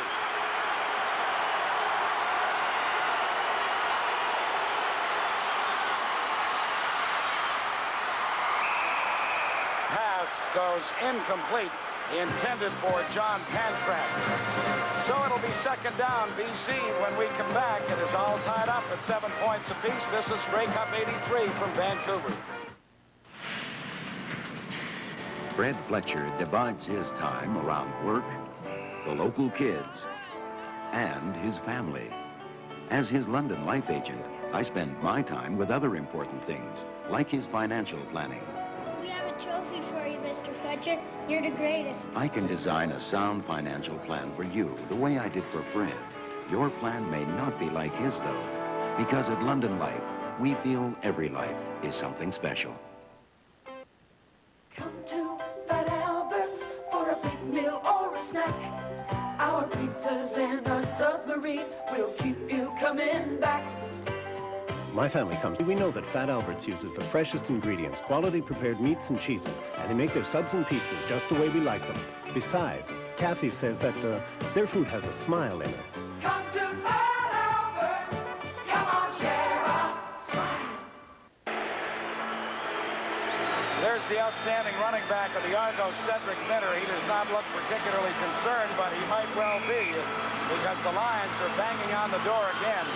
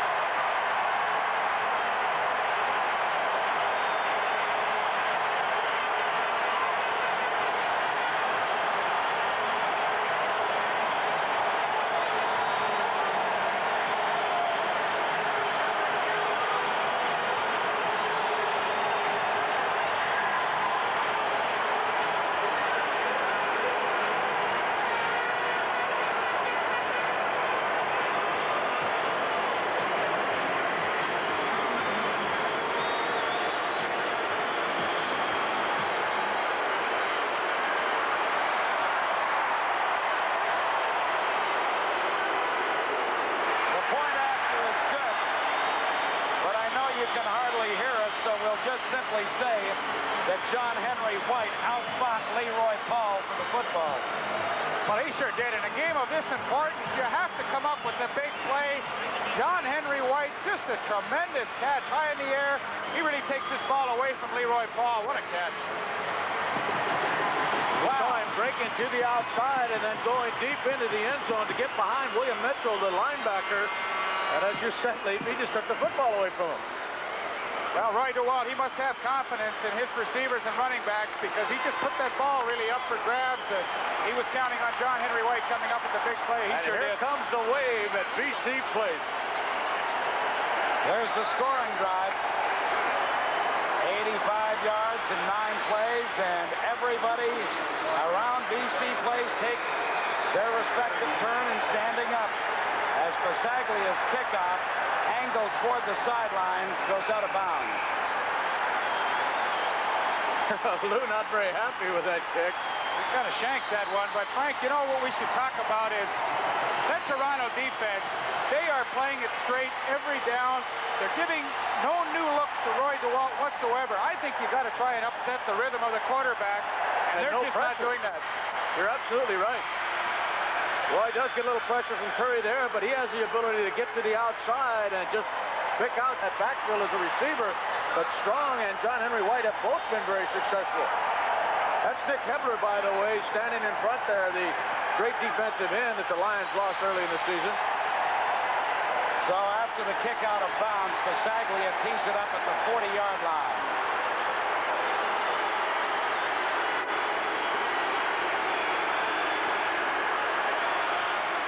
Carl Brazeley at his 16-yard line.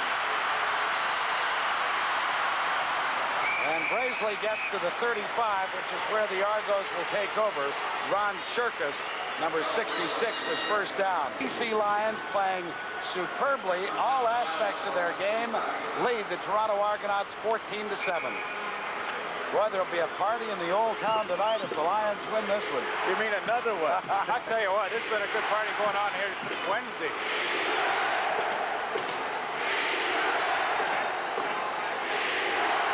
First down, Toronto at their 35.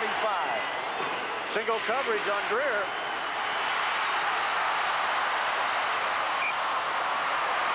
Well, he was looking for Paul Pearson, but Melvin Bird was the closest to him as Holloway took a real shot from Rick Klassen. Let's go to Al McCann. I thought John Henry White. John, I can't believe you were primary receiver on that play, but you made a great catch. Yeah, what it was a quick pass to me, and they covered the route, so I just turned and went deep, and I was open. Roy made a good throw, but you were on a double team situation when you caught the ball. Right, but, you know, it was just a thrown in some, hopefully I would caught the ball, and it just happened that way. Turning out to be a bit of a defensive struggle. It's a heck of a game, a heck of a defensive game. Holloway has 2 seconds left to get the play out. Just made it. And down he goes again. Rick Klassen. And Reuben Bond.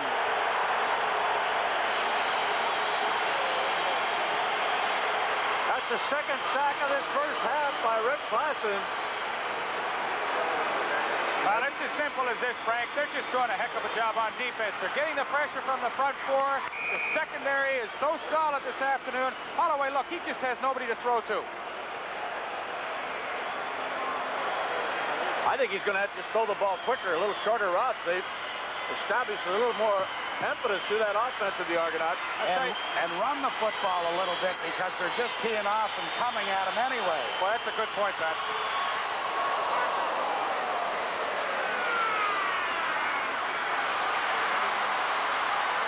Larry Crawford gets to the 41-yard line and then is covered at that point.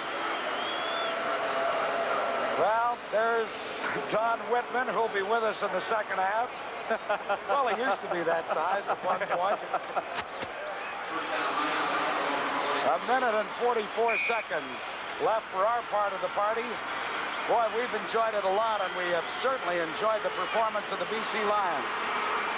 They still got time to put points on the board, Pat. A minute 44 left in the second quarter. Pass is complete to Armour. And Leroy Paul was able to finally swing him to the ground, but it... Let that receiver do something on his own after he makes a reception. Well, if you remember the Argonauts last year, their offense has totally changed to this year. There is no more run and shoot, that quick stuff. They've changed it, but Roy DeWalt's doing a good job. He's got that rhythm going, throwing those out patterns. Those are good high percentage passes, and they're going to pick up yards for you. Speaking of high percentage passes, Pat, I'm sure Roy DeWalt is well over his season average of 62% on completion. Well, you're right. He's completed 15 of 22 for over 200 yards already in this first half. First down, Lions. DeWalt put it in there neatly to Chapdelaine. Jacques Chapdelaine makes the catch at the Toronto 51.5-yard line. One of the few times the Argonauts have blitzed here in the first half. BC Lions do a pretty good job at picking him up. Chapdelaine works himself free. Roy DeWalt, good job to get that ball away. Pickup is very close to 8 yards. You know, that really was a good play by Roy DeWalt because I think they were trying to screen to the right side. Chapdelaine was not a primary receiver. Clock is running with 1:20 left to play in the first half. BC leads it 14-7. And this is Ray Strong. Strong puts his head down, looking for the first down yardage, but appears to be just slightly short. Ray Strong is home for 8.2 yards. They bring the chains out once again. This is about the 4th time in this first half that we've had a measurement to see whether or not the club did pick up the first down. And they're short by inches.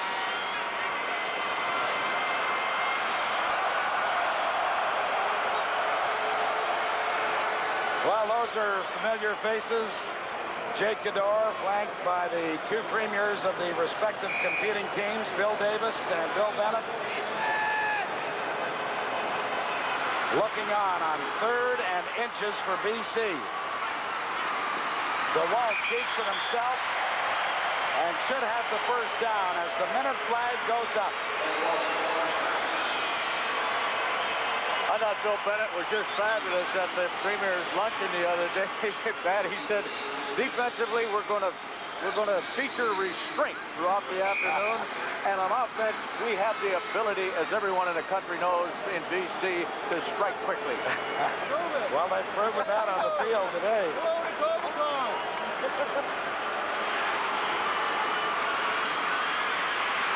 The pass is finally brought down by William Mitchell. He's got the great speed. Well, Ned Armour has world-class speed, and he makes a super move here on Leroy Paul. Leroy Paul's had a pretty tough afternoon. That touchdown pass to John Henry White and Fernandez, both coming in his area. But once again, a good job of Roy DeWalt to keep that rhythm going. Simple out pattern, picks up good yardage. 37 seconds left to play. First down, BC at the Toronto 26-yard line. The draw to Ray Strong. And Strong slips inside the 25 to about the 24. Brian? Pat, Joe Barnes is throwing on the sidelines. I asked trainer Freddie Dunbar what's wrong. He says, all I can tell you is if Barnes comes in, it's not because Holloway is hurting. On 2nd and 8, DeWalt wants to put it up, going to the end zone for Armour. No good. Carl Brazeley was with him step for step. Everybody here wants an interference call, except that gentleman, of course. It's Peter Lougheed, the Premier of Alberta, watching with just 26 seconds left to play in this first half, and Louis Pasaglia and the field goal unit comes out onto the field. They'd love to pick up the 3 points here and go to the locker room 10 points ahead, and that's what Pasaglia will endeavor to do. Boy, they love Louis in BC Place, don't they? And why not? Oh. From the 31-yard line, Pasaglia puts it up, and it is good.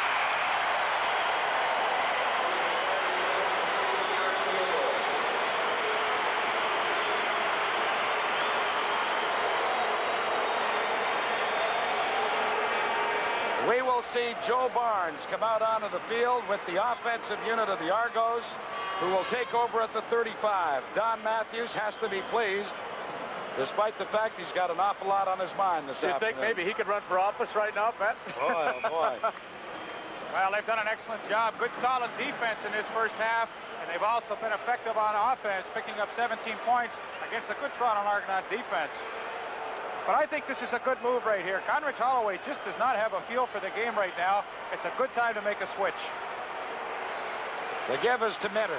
If they're going to come on, run the football and let them cross the 40 to about the 43-yard line.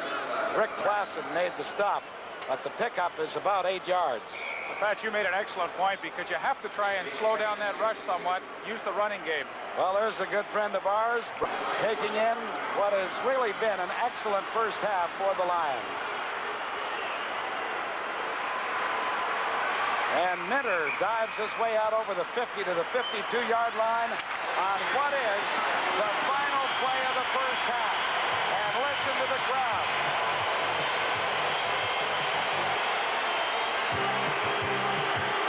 At the end of the first half, it is BC 17, Toronto 7. We'll be back with our halftime show in a moment. Please, let's forget this. No, we've waited long enough. You've never done this before. Will you take it easy? Do we need the money this badly? Relax. Now take a deep breath. Now hand me my knife. But money's not everything. You be quiet. Now hand me the bags. Sooner or later, nearly everyone puts in the pink. They do it for the money they save. Fiberglass pink. We're doing it, aren't we? Yeah, for the money. This is Pole Position, the smash arcade hit from Atari. You're behind the wheel of a Grand Prix racer with all the horsepower you can handle. Maybe even a little too much. Pole Position, Atari's great Grand Prix video game. Now available for the Atari 2600 system and available in December for all Atari home computers. Pole Position from Atari. You've got about 5 square yards of real estate to cover, and sometimes it feels like 5 square miles. But right from the first time you played, you knew you'd found your game.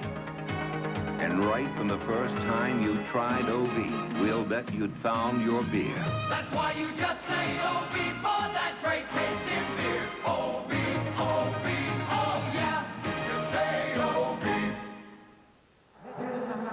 It's halftime from the stadium at BC Place. We could not have asked for anything more from the first 30 minutes of Grey Cup 83. The Lions lead the Argos 17-7. Some spectacular moments from both sides and lots more action ahead. We look back to a 46-yard pass reception by Mervyn Fernandez. And then Jan Carinci coming back for the Argos as Holloway passed for him that time for 19 yards. That tied everything up at 7-7. Then Roy DeWalt got on track once more for the BC Lions and found John Henry White in the end zone to put the Lions ahead. They added one more Louis Pasaglia field goal. Simply a super half of football. Another treat in store on the field at BC Place. Countless hours of preparation have gone into the halftime spectacular today. And we believe you will enjoy the presentation We'd like to give you a preview immensely. now of what Expo 86 is all about. Oh, please join me in welcoming the Expo 86 dancers.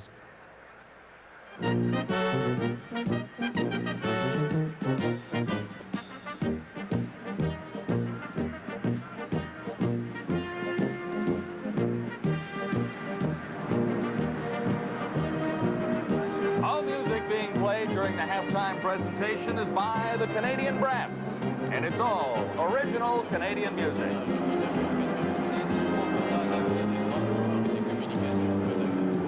C'est pourquoi, tout naturellement, Expo 86 s'est tourné vers l'avenir.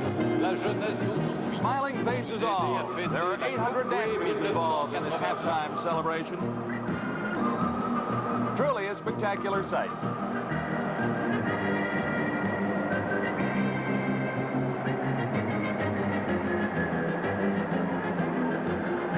The students all come from Greater Vancouver public and private schools. They're also members of the Lower Mainland dance academies and ethnic performing groups. They range in age from 12 to 20.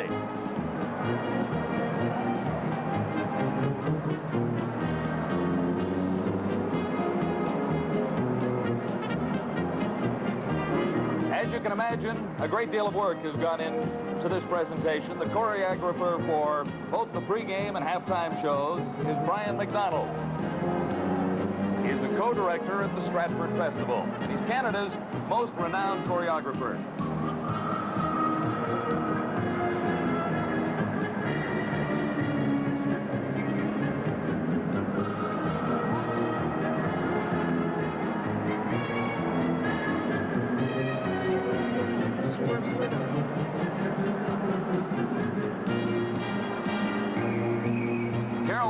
A Vancouver choreographer and a grandmother, along with 8 other dance teachers, took Brian's script and taught all these kids how to put this show on. Rehearsals have been underway since mid-September. However, this group has only been together for 9 rehearsals.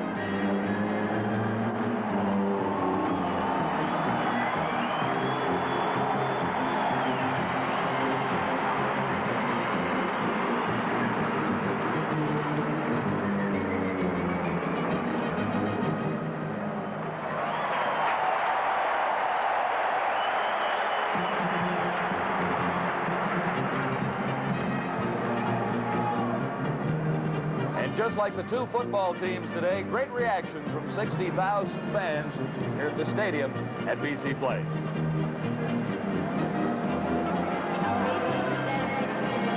From the Greater Vancouver Public and Private High School, members of the Lower Mainland Dance Academies, and ethnic performing groups. Parmi ces 800 danseurs, il y a des élèves des écoles publiques et privées de Vancouver, des membres des académies de danse de la ville, et des danseurs folkloriques.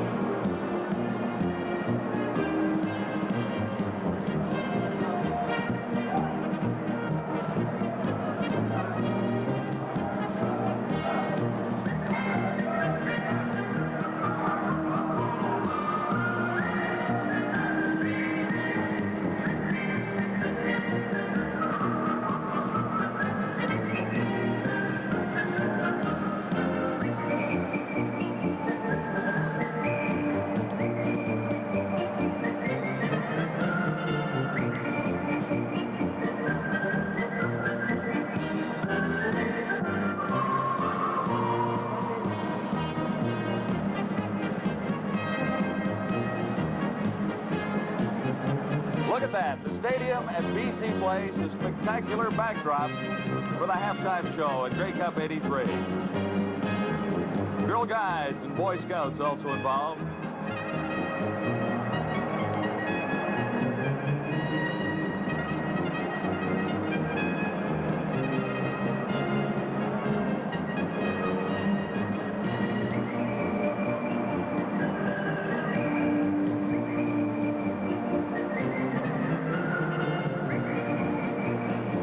We're getting as close to the action as we possibly can. Here's what he sees.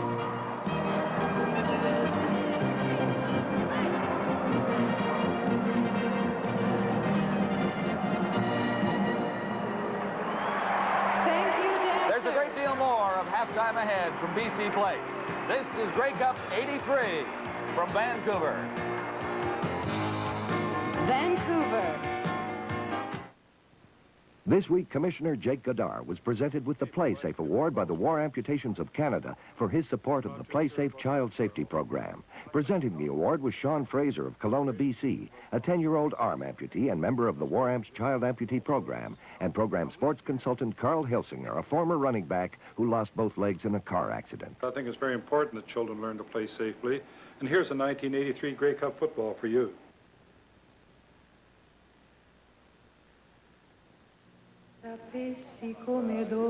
Got a light? Of course. Introducing the solar cannon, the metric calculator that's powered by light alone. No battery to run down, just tiny solar windows that transform light into power. Just about any kind of light to give you virtually limitless and trouble-free operation. Thanks. You're welcome. The solar cannon metric calculator. It won't fail you because it's powered by light alone. Got a light, soldier? From Black & Decker, bright ideas to help solve life's little problems. Meet Spotlighter, the rechargeable light that's always ready to shine. Heat and Strip, the new way to strip old paint without chemicals. With Heat and Strip, you'll actually enjoy doing the job. Little catastrophes? cordless dustbuster to the rescue. Smart and handy problem solvers, just right for Christmas giving. You've got it made with Black & Decker. The future has landed at Zeller's. A future of knowledge, of education, of entertainment. Introducing Tronics, the new computer department at Zeller's with amazing technology at even more amazing prices. Like the sophisticated Commodore 64 home computer for an incredible $377.77. So come see your future today. Tronics. Tomorrow's technology at Zeller's prices today. Surface and crosses 6 times. Halftime continues from BC Place on the playing surface down below. The flag of Canada. The Grey Cup, a great time for Canada to get together for a weekend of fun, and many smiling faces at field level in this magnificent building are having a great time. Now, just a minute. Canada's a more colorful country than that. Let's do something about it.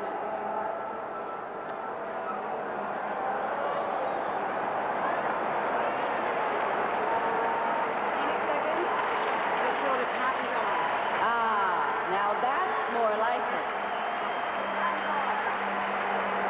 1986 is an important year for Canada and Vancouver. Thank you, dancers.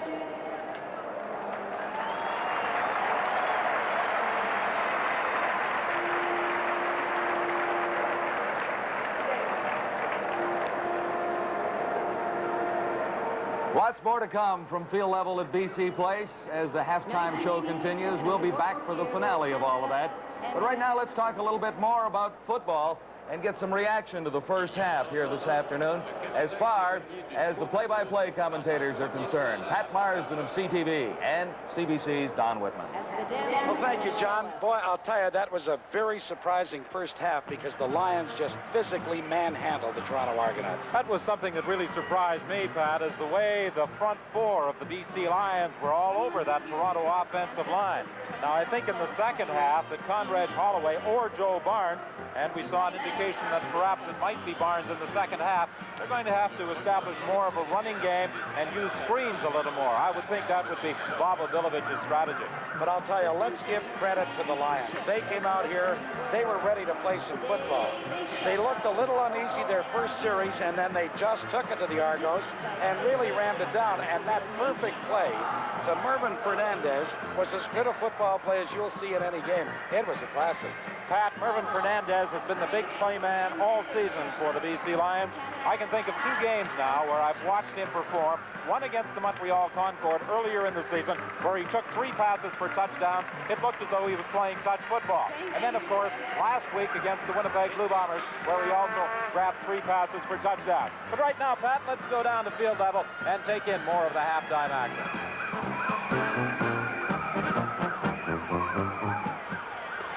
Les expositions mondiales sont depuis toujours le témoignage de nos plus belles réussites, de nos aspirations les plus nobles, de notre désir de voir les peuples de la Terre travailler ensemble dans un esprit de paix et de coopération.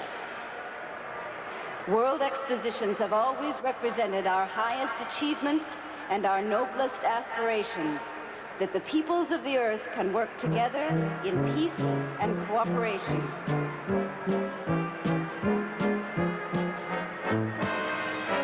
Expo 86, in the spirit of all great expositions, invites you and all people to meet in Vancouver to reflect on how far we have come together and how far we have yet to travel. The players are not the only performers who enjoy ideal conditions for their performance this Grey Cup day.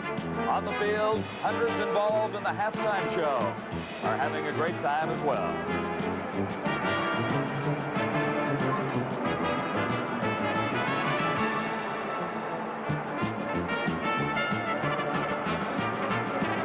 Thank you, dancers.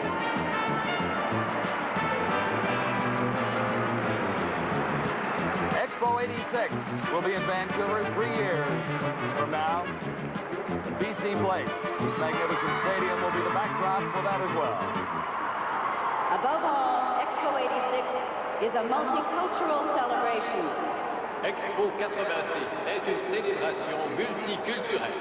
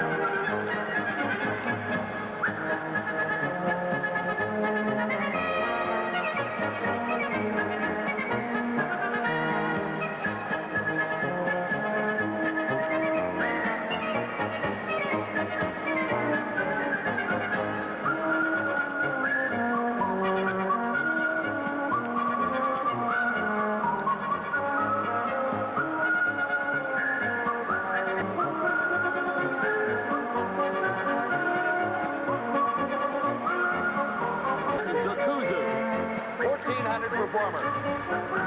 All part of the halftime spectacular in Grey Cup 83.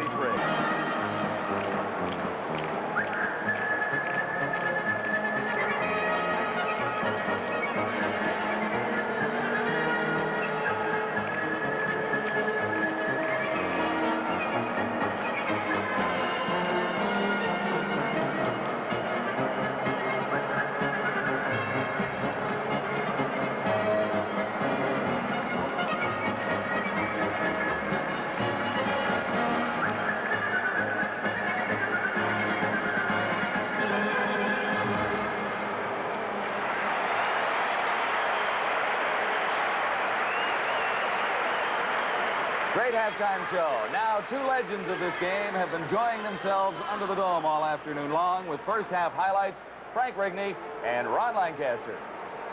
Thanks very much, John. I think two factors in the first half of this ball game, Ron. Number one, the physical domination of the BC Lions defensively.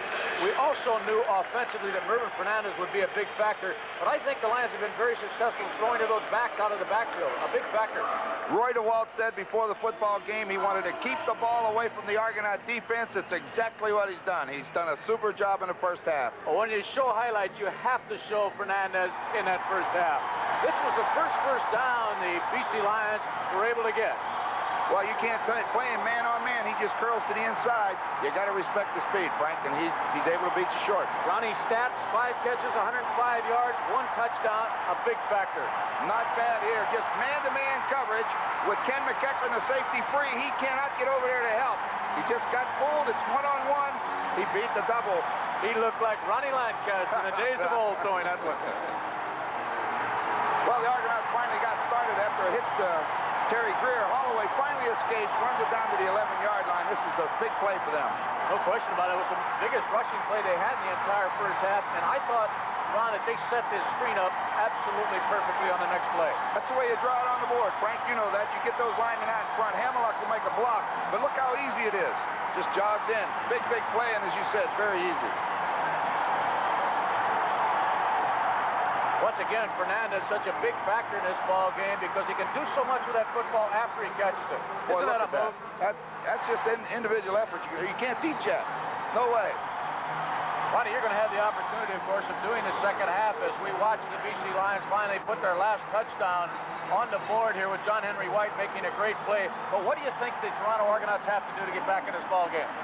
You got to throw the ball short. They got to control the thing and put points on the board. They're going too deep. Anyway, we'll be right back to this great Grey Cup game right after these messages.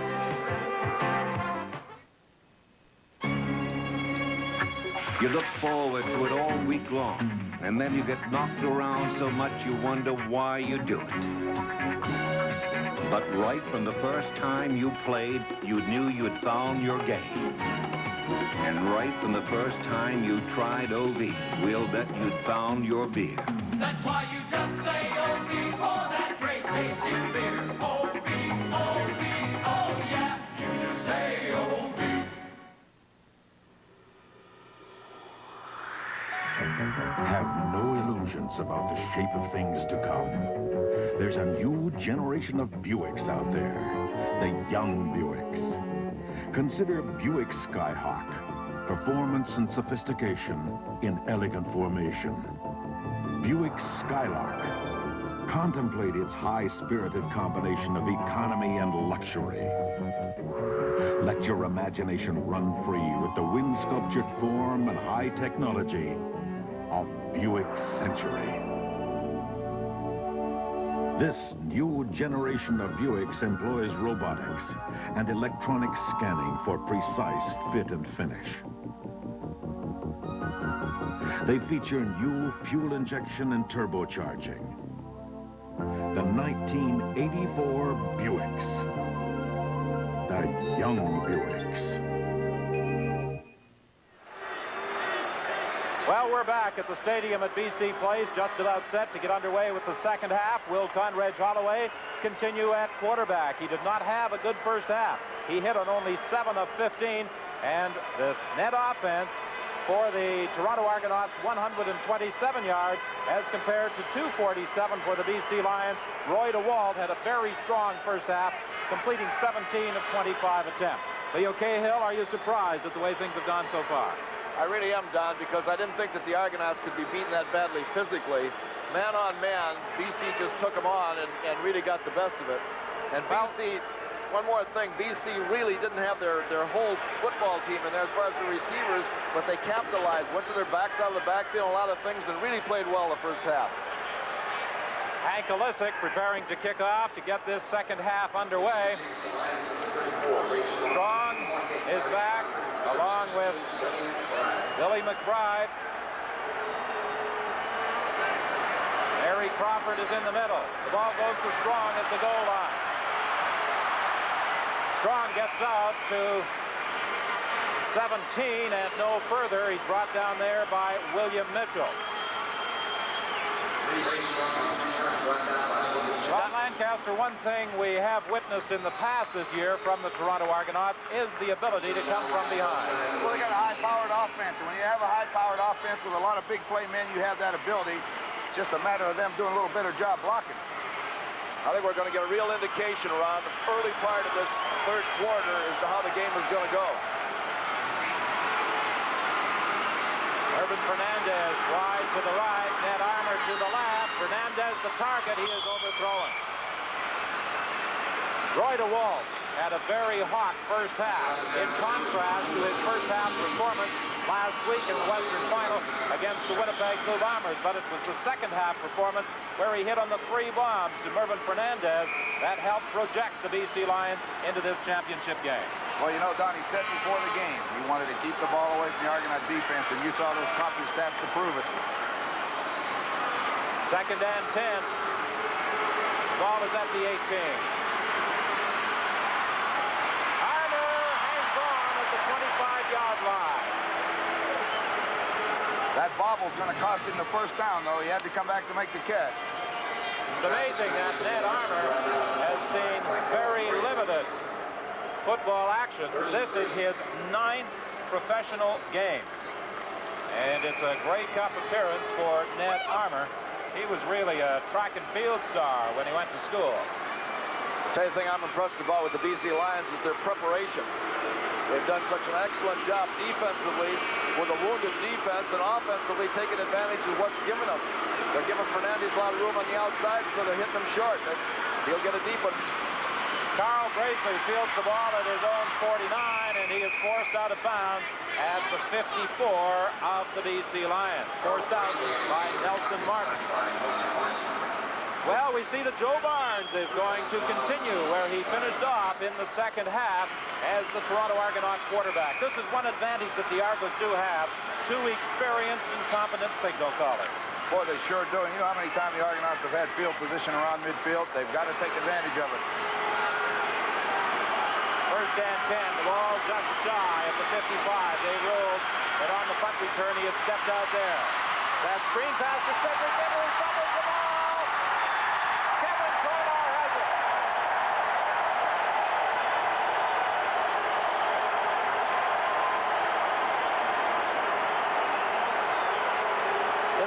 It's almost a carbon copy so far the way the game started. The BC Lions now have got a real opportunity here with that fumble. About a 20-yard gain out there, or I should say a 6-yard gain out there in a minute, but he lets the ball go. And watch Kevin Conard takes time and slides down there and makes sure he gets the football. Doesn't try to pick it up or make a rookie mistake, but gets down there and makes sure that he gets it. Roy DeWaldt on first down. He's throwing this one out of bounds. That one almost wound up in the stands. I like his distance. Great distance. He was being pressured by Rick Moore, and DeWaldt unable to find a receiver in the open, just to the stands.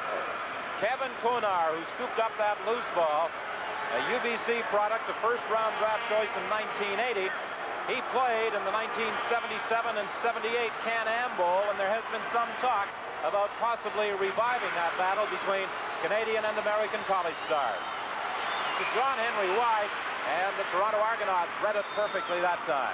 Well, Darryl Nicholson was just waiting on that one.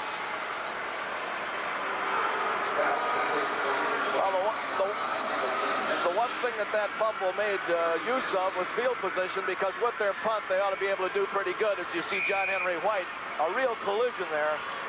But he held on to the football. But again, it's a lot better to be punting the ball and getting the Argonauts down at the other end of the field than it would be stopping them where they had the ball originally. Lou Pasaglia had a better than a 50-yard punting average. He told me he hit his best kick outside the dome, but there's nothing wrong with this one. He drives it all the way down to about the 9-yard line to Cedric Minter, and he got 60-yard kicked by Lou Pasaglia.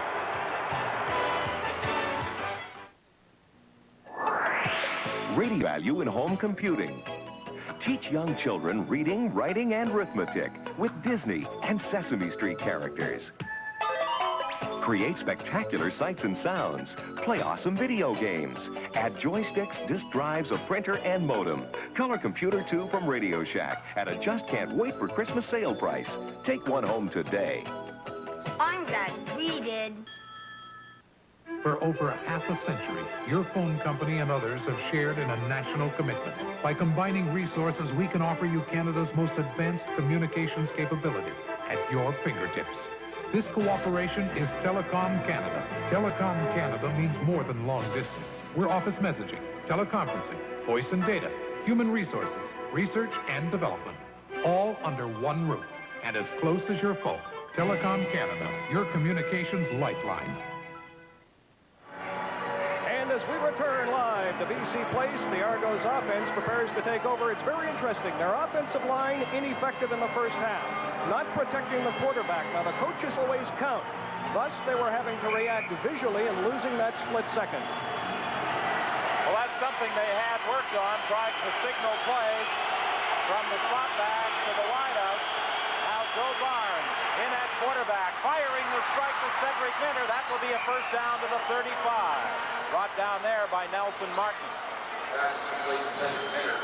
Well, that's a deep throw. It's still deep, Leo. They haven't gone to that short one. You know, Ronnie, you know yourself that when you get into a crowd noise situation, you just got to go on a quick count. Watch the ball. That's all you do is watch it.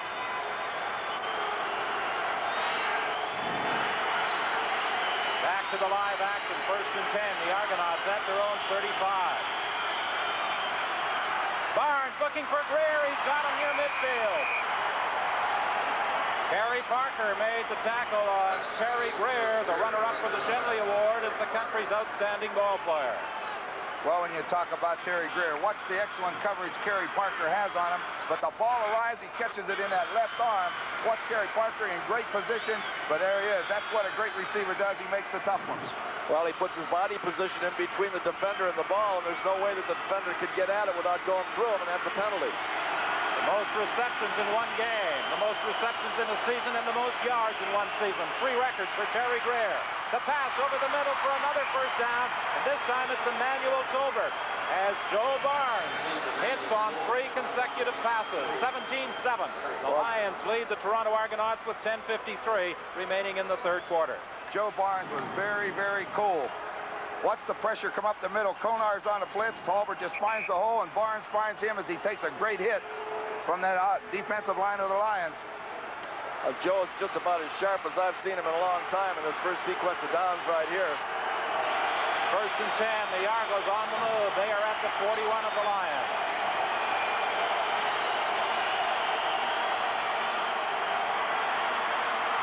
Barnes throwing deep. Nobody there. Nelson Martin, the safety, had dropped deep into the end zone. And it appeared as though there may have been a miscommunication among the quarterback and the receiver. That's one time the crowd noise got him. He tried to audible, and they did not get the pattern. They missed it out here. Well, there's just no way with this crowd noise that you can call automatics. The best you can do until you get things moving, and he did have things moving, but the best you can do is just go on a quick count. Well, they cut off Terry Parker there, and Greer looked like he might have a little room on the inside. The Lions with an extra defensive back. Billy McBride is in. Glenn Jackson goes to the bench. Second and 10, Toronto from the 41. Barnes getting outside the contain. He's going to run with the ball. He'll get the first down. Forced out of bounds by Reuben Vaughn, but some good footwork by the Toronto quarterback to get the first down. You know, I've watched Joe Barnes play a long time, and there's something about him. He's tough, and he knows it. And watch him now. He has a chance to hit the deck, but he sees that first down marker. Watch him go after it. He is tough. You know something, we gave Clausen and Rassett a lot of criticism because we didn't think that they were really great defensive ends and that they had to give up contain, but they played great the first half while Rassett was in there before he got hurt. But now if they start giving up that contain, those quarterbacks will get on the outside, and that could be trouble. First and 10 from the 27. The strike over the middle. No, they rule it's incomplete. Paul Pearson, the intended receiver, at the 15-yard line. Joe Barnes would like to have that one back. Cedric Minner went wide open down the field. Nobody covered him at all. He's in the end zone, but they couldn't find him. Well, even throwing to Pearson as he did, he still hit Pearson right on the numbers, and his completion average has got to be great if the guy just held on to it that time. He hasn't had a bad throw in this third quarter. Joe Barnes, the second most experienced player in the game as far as Grey Cup appearances go. This is his fifth. Hank Olisic, the punter, is playing in his seventh Grey Cup game. Incomplete. Jeff Townsend was the intended receiver at the 12-yard line. That ball went high in the air after it was deflected off Townsend. But it goes as an incomplete pass. So that will undoubtedly bring Hank Olisic into the ball game to attempt a field goal. Well, I'm not too sure that on this deflection here, Terry Greer was almost in a position where I don't think he saw it, or I think he could have picked it up on a second-hand shot there. When you double those outside receivers, the middle has to open, and it did. Hank Olisic will attempt a field goal from 34 yards out. We watched him in practice yesterday. He was hitting them from 60 yards. The kick is wide. And in the end zone, Crawford is going to run around a little and still stay on his feet before finally conceding the single point. So, with that miss by Hank Olisic from 34 yards out, it's 17-8 now, and this is Grey Cup 83 from Toronto.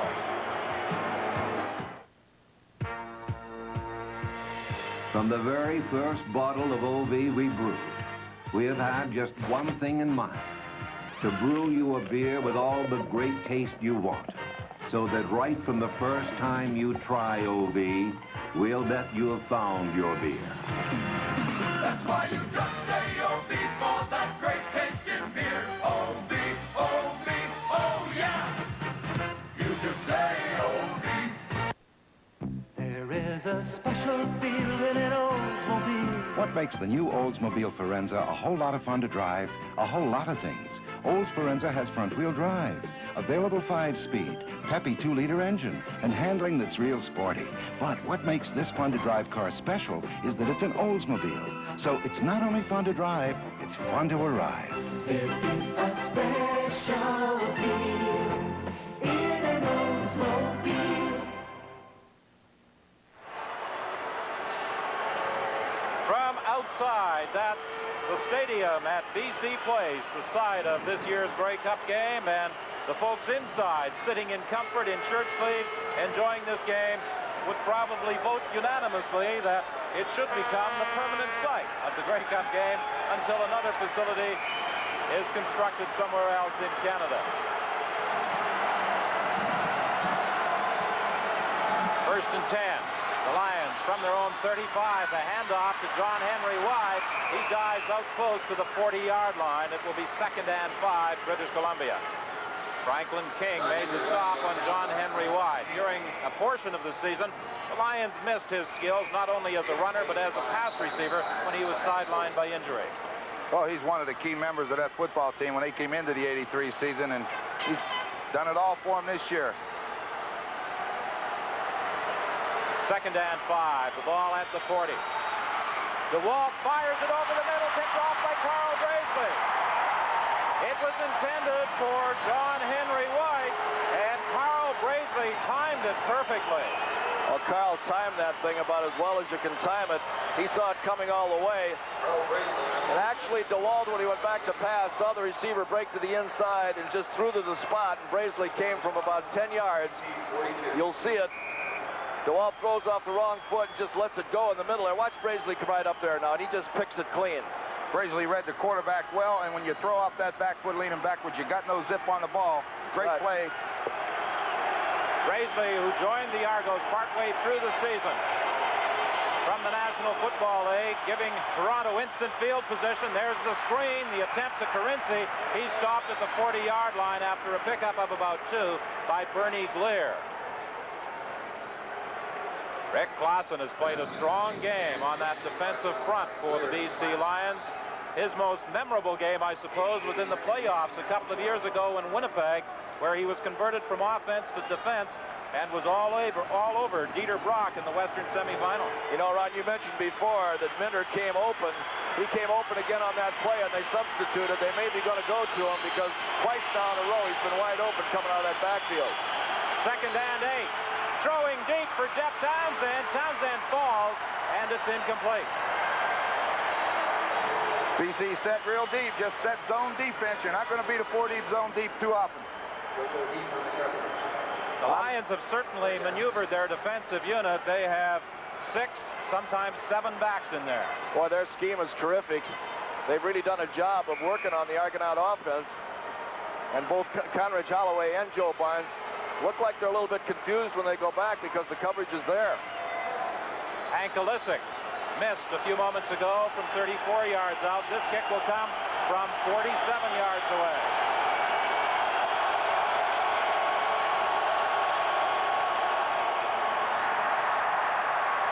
It's wide again. This time Larry Crawford gets out of the end zone and returns it to about the 12-yard line. Brought down by William Mitchell. So Hank Alisic, who looked so strong yesterday in the final Argonaut preparation, has missed on 2 field goal attempts, one from 34, the other from 47. Well, you know, Crawford is a very exceptional defensive back and punt returner and kickoff returner. On that one there, though, when you get down around the 10-yard line and get a ball and they're closing in on you and you know there's no place to go, that twisting and turning could get that ball fumbled away, and that would be critical in that area. It's better off to take your licking than go down to the ground and live to fight another day. 1st and 10 from the 11. Swinging it out to John Henry White. Out of bounds at the 20-yard line.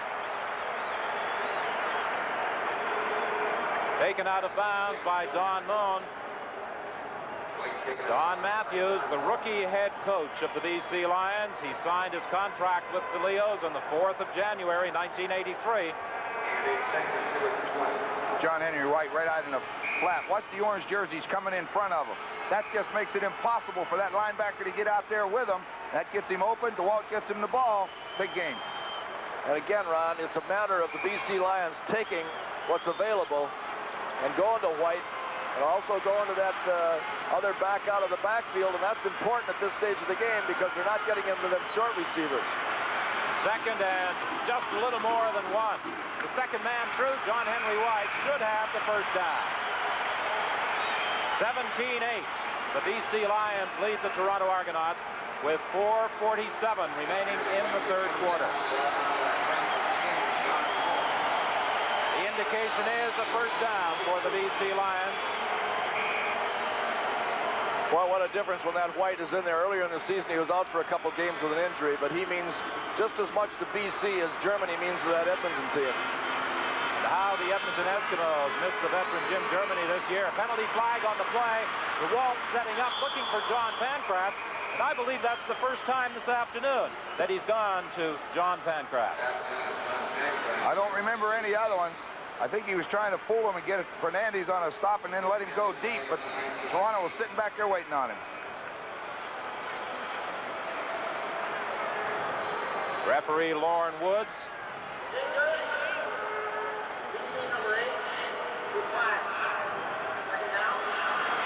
Threw the flag against quarterback Roy DeWalt. So it will be, or I should say against Ned Armour, so it will be 2nd and 10 as the penalty is declined. That's another one of those cases, Ron, probably they got to get up there and determine who's the receivers on that. If he wasn't near that line of scrimmage, they'll call it.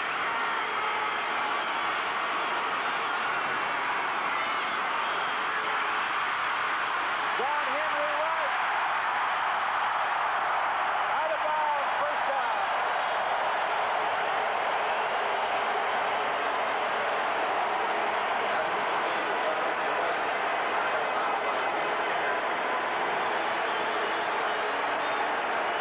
Six-yard gain on the pass to John Henry White, and they have used him so often in this role.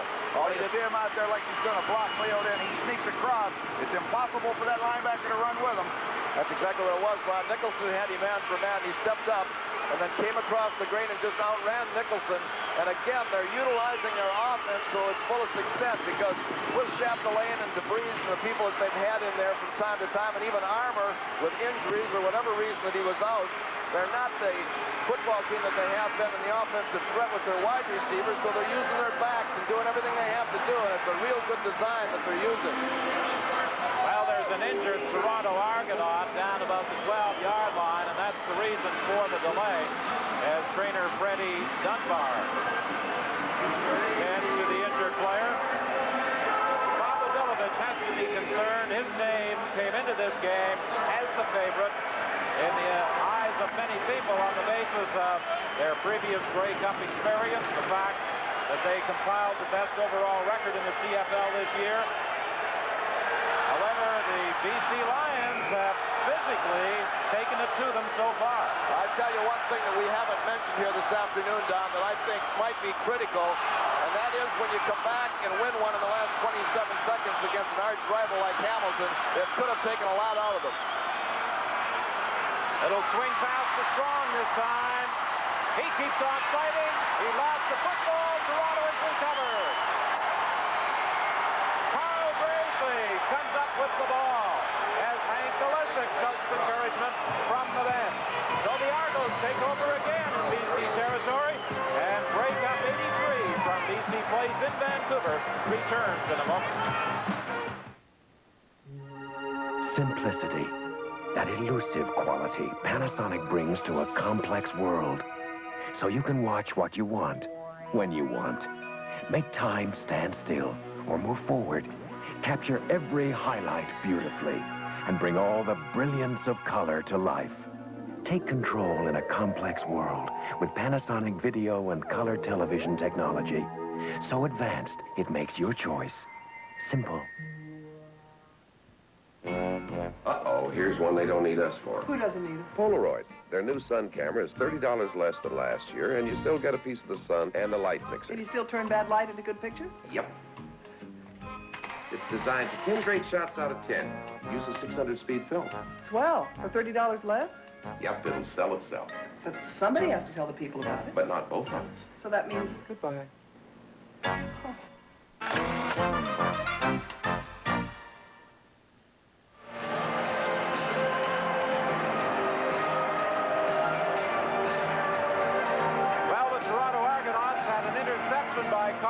To give them field position. They now get a fumble recovery by Bracely as the ball is stripped from Ray Strong.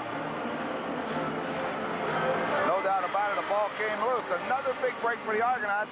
And again, they're deep, you know, they're in the other side of that halfway mark. That's all you want. They're on the 47-yard line. Another time, Bracely just out-muscled him and took the ball right out of his hand. First and 10, the Argos are at the 48 of the BC Lions. completing to Cedric Minter at the 30. Larry Crawford brings him down at the 29.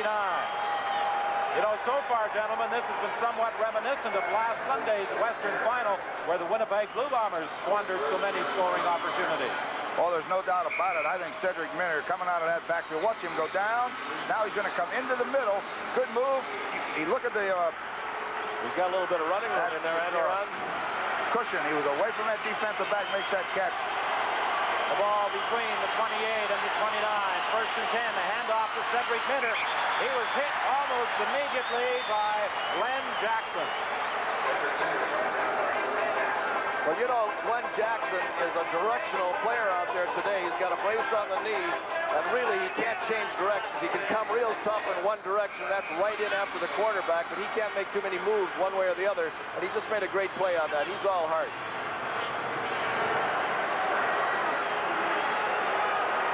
Second and 7. The ball just nudging the 25-yard line.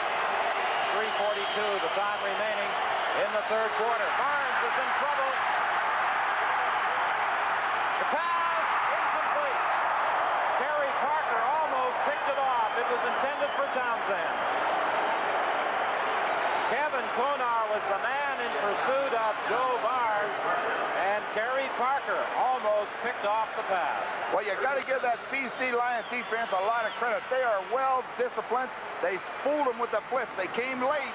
Barnes couldn't do anything about it. Watch Konar come up there. The heat is there.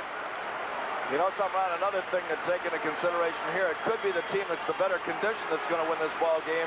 I'll tell you, BC has been going 100% since the beginning of the ball game, and the Argonauts have looked a little sluggish, though. I don't know whether it's the emotional letdown from last week or the plane trip out here or what, but they better get their act together here in a hurry.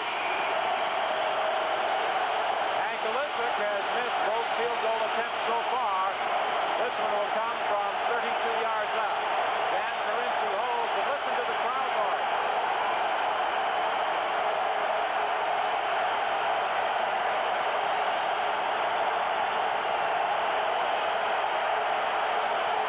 They're attempting to distract Hankalisic and the Argonaut offense. Tremendous crowd noise down there as referee Lauren Woods confers with the players. They're concentrating all their attention on trying to get on Olisic and really rattle him. Boy, if Carinci came up here and run a fake field goal, I think you'd find somebody wide open.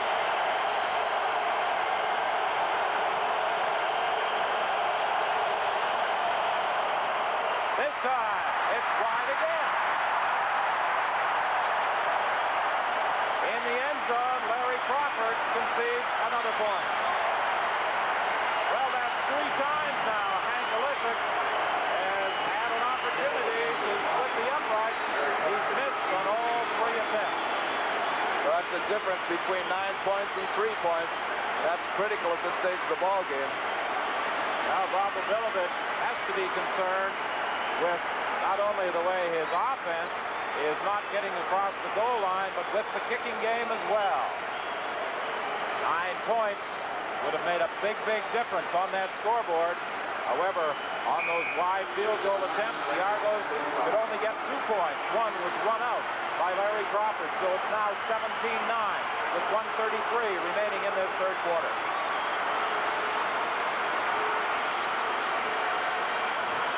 DeWalt swings it out to Strong. Strong fought back to the line of scrimmage and not much further as he's brought down there by William Mitchell. They tried to get some blockers out there, but boy, I'll tell you, the Argonaut defense really rallied on that one. There was about 3 white shirts right in the position where he couldn't cut back and get any yardage. Well, you see Rick Moore, he rushes the pass. As soon as that ball's thrown, he'll get out there. Then it's up to that outside guy to turn it back into him. That's right.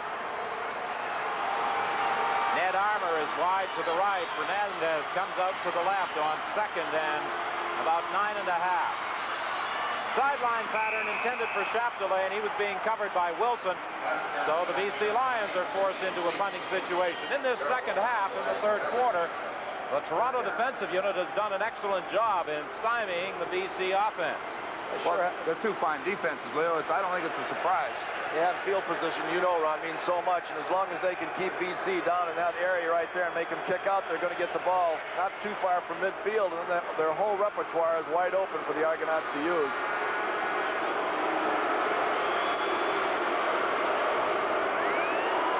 Again, as our confrere Pat Marsden pointed out in the first half, as Lou Pasaglia fumbled the snap back from center.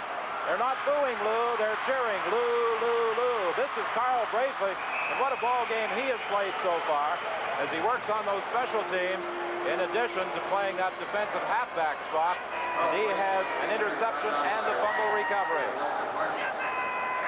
I think that fellow was outside my room last night about 3 in the morning. I think he got in there. The ball between the 48 and 49. The Argos, for every offensive series in this second half, have had excellent field position.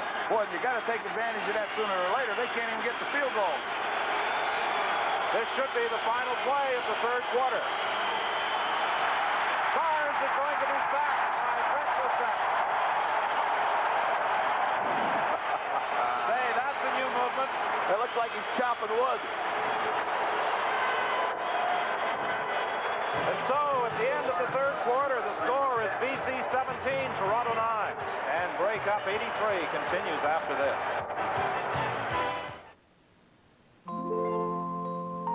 Up until now, there's only been the two of you, and you pretty much take care of one another.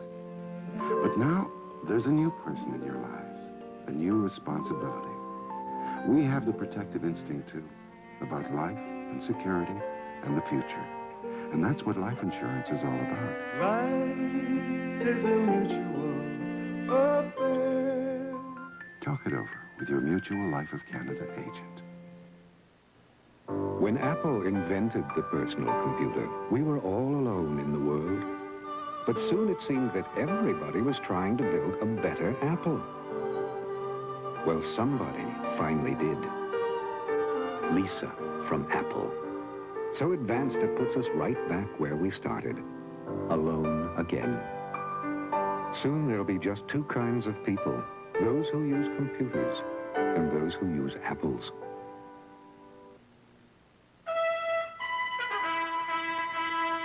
You've rehearsed it 1,000 times, yet it's never the same way twice. But right from the first time you played, you knew you had found your game. And right from the first time you tried OV, we'll bet you had found your beer. That's why you just say OV for that great tasting beer. OV, OV, oh yeah, you just say OV. Well, statistically, the Argos have narrowed the gap, but they have been unable to put the big points on the board. In the third quarter, they have been forced to settle for 2 single points on wide field goals by Hank Olisic. And to start the fourth quarter, it will be 2nd and 17 back on the 41-yard line. Now let's join Brian Williams. Don, the clocks have gone haywire here at BC Place. Referee-in-chief Bill Fry says they will be timing it from the bench by hand here at the sidelines. The clocks are down. Now he's pointing back up. It looks like maybe they're coming back in. They're not sure, so we're going to have a bit of a delay here. Well, there was some problem with the scoreboard earlier. It did not register the 8th point for the Argonauts for quite some time. Hank Olisic playing in his 7th consecutive Grey Cup game. He has been on a winning team on 5 straight occasions. That, of course, with the Edmonton Eskimos.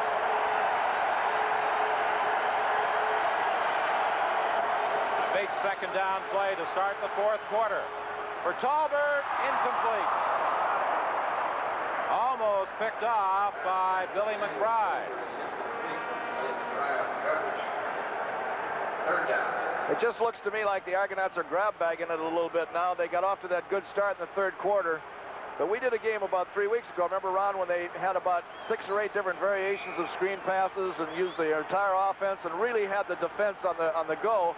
They don't look like they have any consistency with what they're doing right now, and it's showing. And as they go, BC builds confidence every moment. Larry Crawford, the only punt return man back for this third down kick by Hank Olisic. Crawford takes it at the 23. And he's brought down by Mike Hamelick. Well, Rod McInnes, the chairman and the chief executive officer of Carling O'Keefe Breweries, will be presenting automobiles to the outstanding players in today's game. New Pontiac Fiero sports cars will go to the outstanding defensive player, the outstanding offensive player, and the Canadian player of the game. Now, should the same individual be chosen for two of those awards, a car plus a complete Panasonic home entertainment center will go to that individual. Ray Strong trying to get outside, fighting off the tackle of Carl Brazley for almost 10 yards. Boy, he's doing a real good job, Ron, of starting up to the off-tackle spot and then sliding to the outside, now running the defenders on the outside. And if they give up that contain on him, he's able to turn the corner on him one of these times. Boy, he's a good running back. That's what the good running backs do, Leo. We're going to get a good look at it. Watch Ray Strong, number 34, just start to his left. Now he's going to run wherever he finds daylight. Good speed to get outside. Brazley has a heck of a time getting him down. Back to the live action, first and 10. Strong again, picking up about 2 yards as he fights to the 41. He's stopped there by Rick Moore. 13-12, the time remaining in the ball game. 17-9, the BC Lions lead it. That's one of your old players, Ron.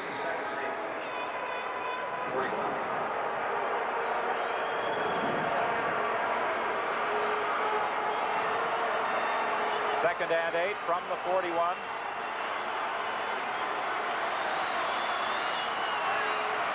DeWalt's in trouble.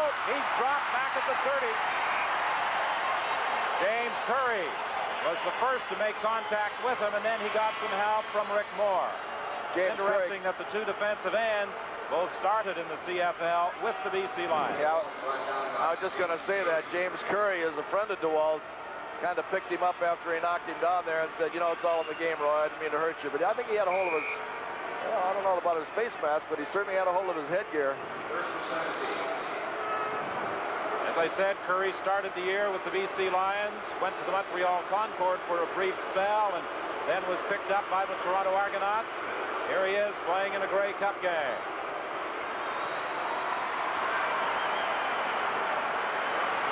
The Saglia kick fielded by Carl Brazley. Brazley spins to the 45. 12-18 is the time remaining in the third quarter. It's 17-9. BC leading, and Grey Cup 83 from Vancouver returns in a moment. We have no choice. He can't turn back. And Manchester made him right away. Under control. Approaching airspeed. Way to go. In West Canyon. Good call. Fuel critical, sir. Choppers at 3 o'clock. Roger, I copy. I just know you, sir. I direct so. No, he'll decide that. Fuel critical, sir. He knows that. So he's opting for the East Canyon. Negative. That's a trap. River 8 to home sweet home. It's heading for River this 8, area. can you make it? River 8, can you make it? It's only a game. River Raid for the Atari Video Computer System, designed by Carol Shaw for Activision. Teleconferencing. Welcome to today's way to hold a regular interbranch meeting without ever leaving the roost. Everyone there? Calgary? Because travel time is money. It's all in teleconferencing. Today's way to operate. Call toll-free 1-800-361-3050 for your free booklet. And learn how to bring your people, wherever they are, under one roof. Teleconferencing. Dial a meeting of minds without the bother of meeting. Teleconferencing. Today's way to operate.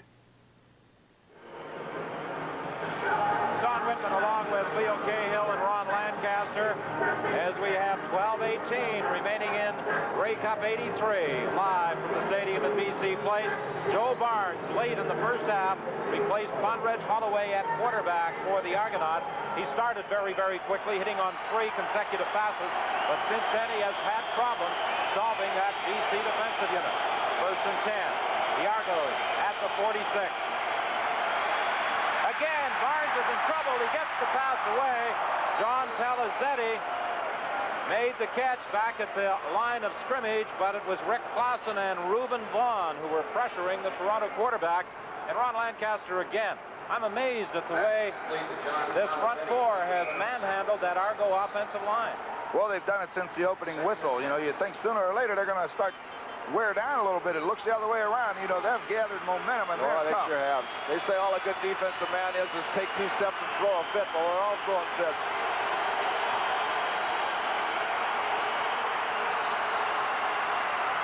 Barnes for Terry Greer. First down at the BC 42.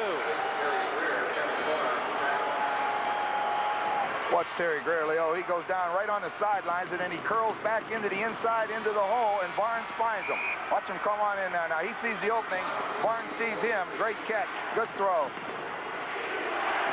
They mark that ball at the 43. First and 10. 10:57, the time remaining. Barnes looking for Cedric Minter. It was deflected by Kevin Konar. The linebacker had taken the big drop. Boy, he sure did. Defending. He sure did, and they're getting great pass rush. As we've said over and over, Classen came from the outside. Barnes stepped up, but Konar was 12, 15 yards deep. I'll tell you, there's a big advantage. Konar is normally an outside guy, but he's playing in there in the middle. But the big advantage is that outside linebackers normally are better pass defenders, and he's getting a real good deep drop on it. He's in a position to pick one off. Second and 10 from the 43. Will they be going after him this time? Here they come. He dumps it off to Cedric Minter. Out of bounds at the 35-yard line, forced out by Larry Crawford. Now, decision time for Bob Abilovich. Let's see where they place the ball. Well, they place it at the 36, so I don't think there's going to be much of a decision. He'll send in the field goal unit. You better send the field goal unit in today. Here comes the noise again. Every time they start that screaming and yelling, Carinci looks at the officials as much as to say, what are you going to do about it? He has about as much luck with those officials as I used to have.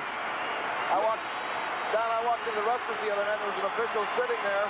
When I walked past him, I said hello to him, and he grabbed his napkin and threw it on the floor. Listen to this crowd noise, trying to distract Hank Alyssa.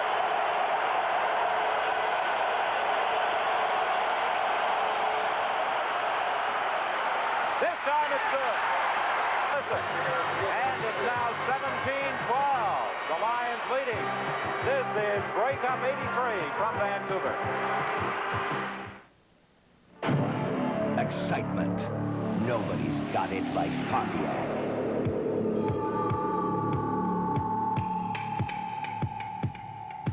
Introducing the fuel-injected Fiero. Fiero, North America's first 2-passenger mid-engine production car. Pontiac 6000 STE, Euro-style touring sedan.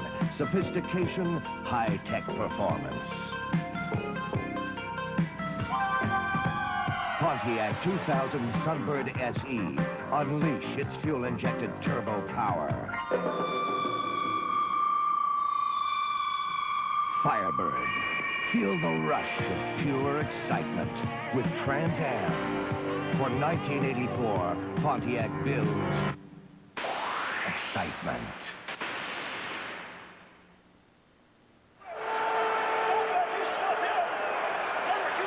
Well, you see how they're going to tell him to pick up that blitz. Set those guards deep. If he comes straight ahead, you got him. If he comes around, you come around the other side and get him. He's yours. Go get him. Man for man all the way along the line there. And now with 10:13 remaining in the ball game, it's first and 10. The DC Lions at their own 35. They lead it by 5.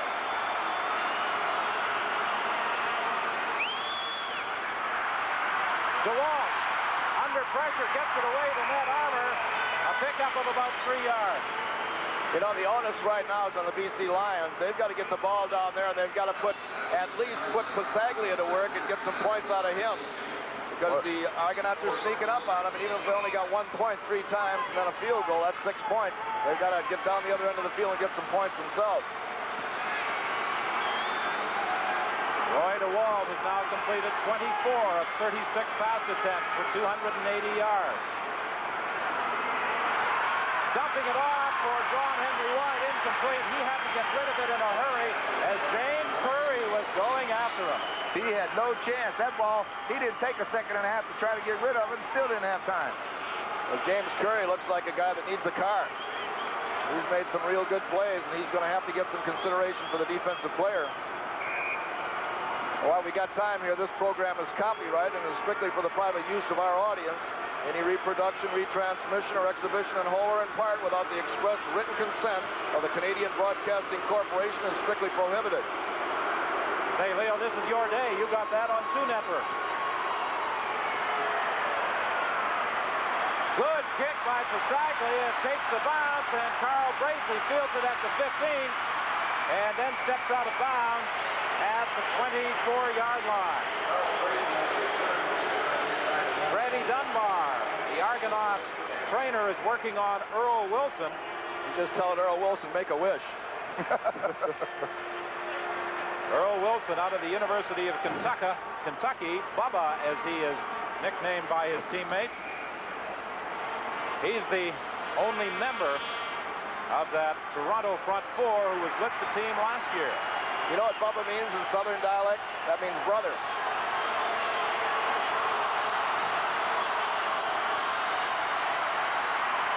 Joe Barnes may decide to run this one. He's got a first down up to the 40-yard line, tracked down by Rick Clausen. See, that's the one thing that both Barnes and Conrad Holloway have. That, for example, last week when Clemens went down against these same BC Lions, John Huffnagel, who went in there and scored a touchdown for them, but he doesn't have the ability to run. But back-to-back, both of these quarterbacks can run. Watch Joe right here step up on the inside, look downfield, and say, heck, I can get a first down here. 59,345, a total sellout at the stadium at BC Place for Grey Cup 83 with 7:57 remaining in the ball game. Barnes for Greer. He's got no. He could not hang on. It was juggled, deflected by JoJo Heath, and then juggled by Greer. He couldn't hang on. Boy, that JoJo Heath hates to have that happen to him, Ron. You know how bad he hates to miss that interception. But it almost turned into a touchdown for the Toronto Argonauts. If Greer could have held it, he had a lot of room going down the sideline. This is their basic pattern. He turns the inside. Now he comes out, but watch JoJo Heath. Oh, he's got it. Now Greer's got it. Now nobody's got it. Well, it's a great job of playing the ball by Heath, though. The good thing McBride was there. It's 2nd and 10. The ball at the 40-yard line.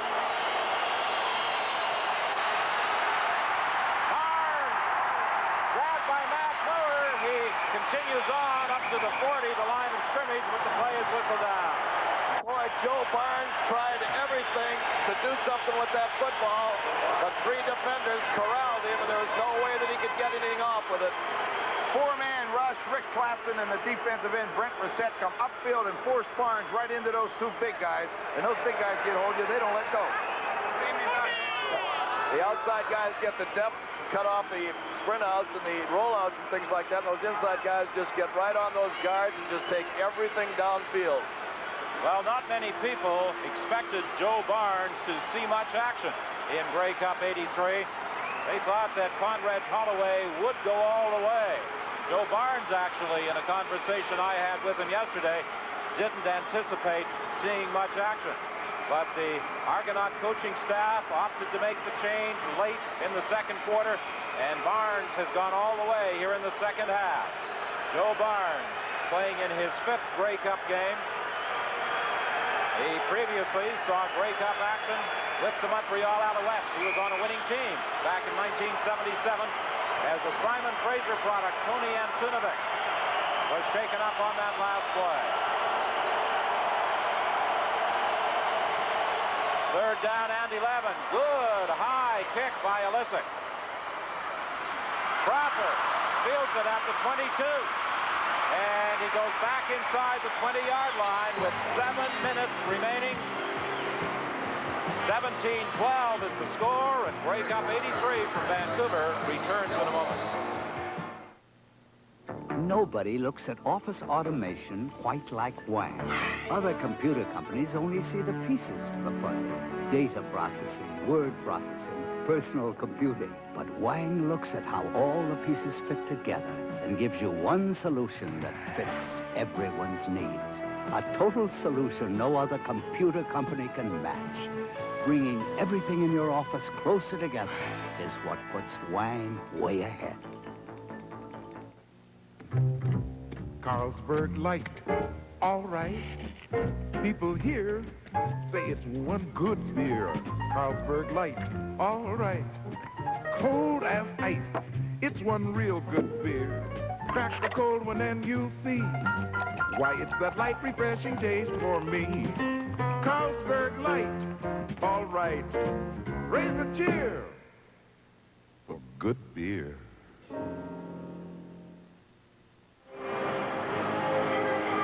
Well, with the Lions at their own 19-yard line, this could be a very critical sequence for British Columbia. Well, you know that Toronto Argonaut defense, they've got to do something and turn it over. They've done their job. They haven't allowed BC to move the ball, but their offense isn't moving, so the defense figures we better do it for them. Well, DeWalt's going to come of age here because he knows he's got to move the football and he can't make a mistake. An impressive performance so far by the British Columbia quarterback. To the sideline, good job of coming back to the ball by Mervyn Fernandez. That's one of those passes on play action. Try to go deep to Fernandez. He'll see another man back there. He won't be able to go deep, so he just turns to the outside and keeps coming back, and the quarterback finds him. Threw to the spot, made him come back to it. Just an absolutely great throw, and he just got that foot in. And what a play that was. That was a bootleg action. And it was just the play they needed to get him out of the shadow of their goal line. Fernandez has been a big play man all season for the Argonauts, or for the Lions, I should say. It's 1st and 10 from the 31. Intended for Strong, incomplete. Strong had some blocking help out in front of him. He had some room. That's a great call by DeWalt. He took his two backs over there, and he released John Henry White up the seam. That gets one defender out of there, and then brings Strong right behind him. That's a good call. Well, the BC Lions have to get another first down right here. They've got to get another magnificent punt from Louis Pasaglia. Pasaglia's done his job, and Listy come back and did his job. Now the offense has got to do something. Throwing deep. Incomplete. Intended for Armour. And the British Columbia Lions will be forced to kick it away again with 6:07 remaining in the game. A 5-point differential. Don, there's so much of this game that's reflection. And one thing right now that's going through the head of those guys down there on the Argonaut side is, well, last week when things got real tough, down to 27 seconds, we still won the football game. So they're not going to panic. They think that they can come back and win, and that's important at this stage of the season.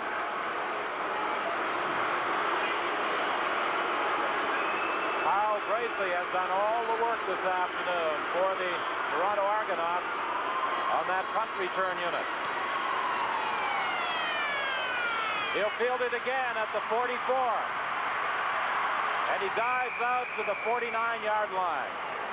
A kick of 47 yards by Lou Pasaglia. You talk about players who might merit consideration for Game Star Awards. Carl Gracely is certainly one of them. There's a bunch of them down there. Gracely's had a good day. Well, I'll tell you what, Rick Klassen's had a day. Konar's had a good day. You want to keep going? I think we can name 15. I'm glad this is one game that we don't have to make the choice. You got that right. A group of the Football Reporters of Canada will make that decision, and the presentations will be made upon the conclusion of the ball game. They threw quickly to Townsend, and Kerry Parker came over to make the tackle. Boy, Kerry Parker read that in a hurry, didn't he? Did you see how fast he come up there on Townsend? Not a chance. You talk about football players, you gotta mention his name every time you start talking about defensive backs. He looked like he was shot out of a gun coming up there. Well, they put the three receivers to the one side and Townsend to the right. But Parker, as Ron Lancaster said, read that one perfectly, limiting the gain to 4 yards at 2nd and 6. Now, they haven't gone to Greer in quite a while. They've got to go to him sooner or later here. Paul Pearson, he fumbles the ball, it's recovered. Picked off by Emmanuel Tolbert. What an alert play by Emmanuel Tolbert after Paul Pearson had picked up the first down, then he lost the ball. Well, what you see is that the BC Lions came with the blitz, and Joe Barnes read it, and so did Paul Pearson. And as he comes off the line, he looks right to the inside. Watch Joe. He sees the blitz.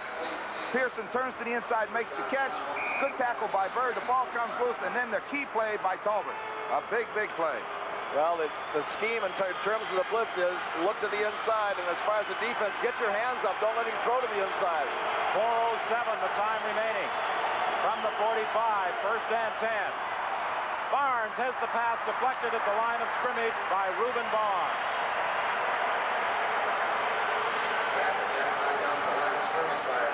Second and 10 now. The Argos are at the BC 45-yard line. Toronto trails 17-12. You see Joe Barnes say something there to Jan Carinci, and Jan hasn't had that much time in action the last couple months in there, and he probably run the wrong pattern, but Joe's going to direct him. Joe got on him right away. I'll guarantee you, Barnes takes control on the field. Big down right here. This may be the biggest down we've seen in a long time. Wide open. Emmanuel Tolbert at the 25. First down, Toronto. Well, you know, when you talk about guys being on the same page, Emmanuel Tolbert goes down the field. He finds the hole in the zone, and Joe Barnes reads it exactly like Tolbert and lays it right on the money. Ron, our conversation yesterday with Joe Barnes and Conrad Holloway, they pointed to Emmanuel Tolbert and said, what a difference E.T. has made to our passing attack. I know Emmanuel Tolbert, and I know he can play. Well, you look up there at that clock, there's 3 minutes left up there, and they're marching. First down at the 25. Barnes throwing to Pearson, down at the 2-yard line.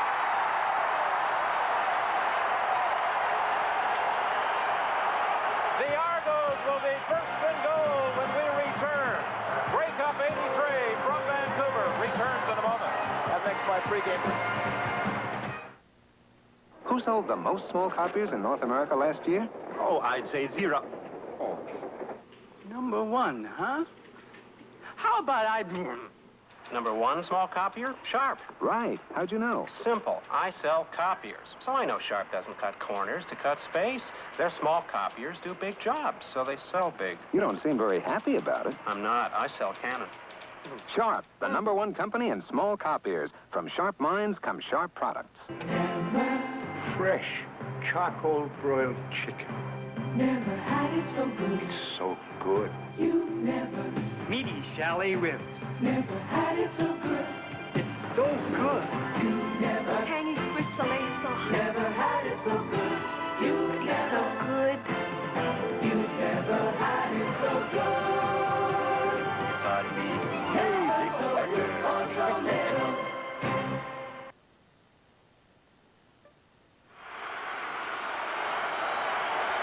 A gain of 22 on the pass to Paul Pearson. Leo Cahill, you've done it again. In our pregame show, you said that Pearson could be the hero. First and goal from the 3. Barnes, Minter, touchdown.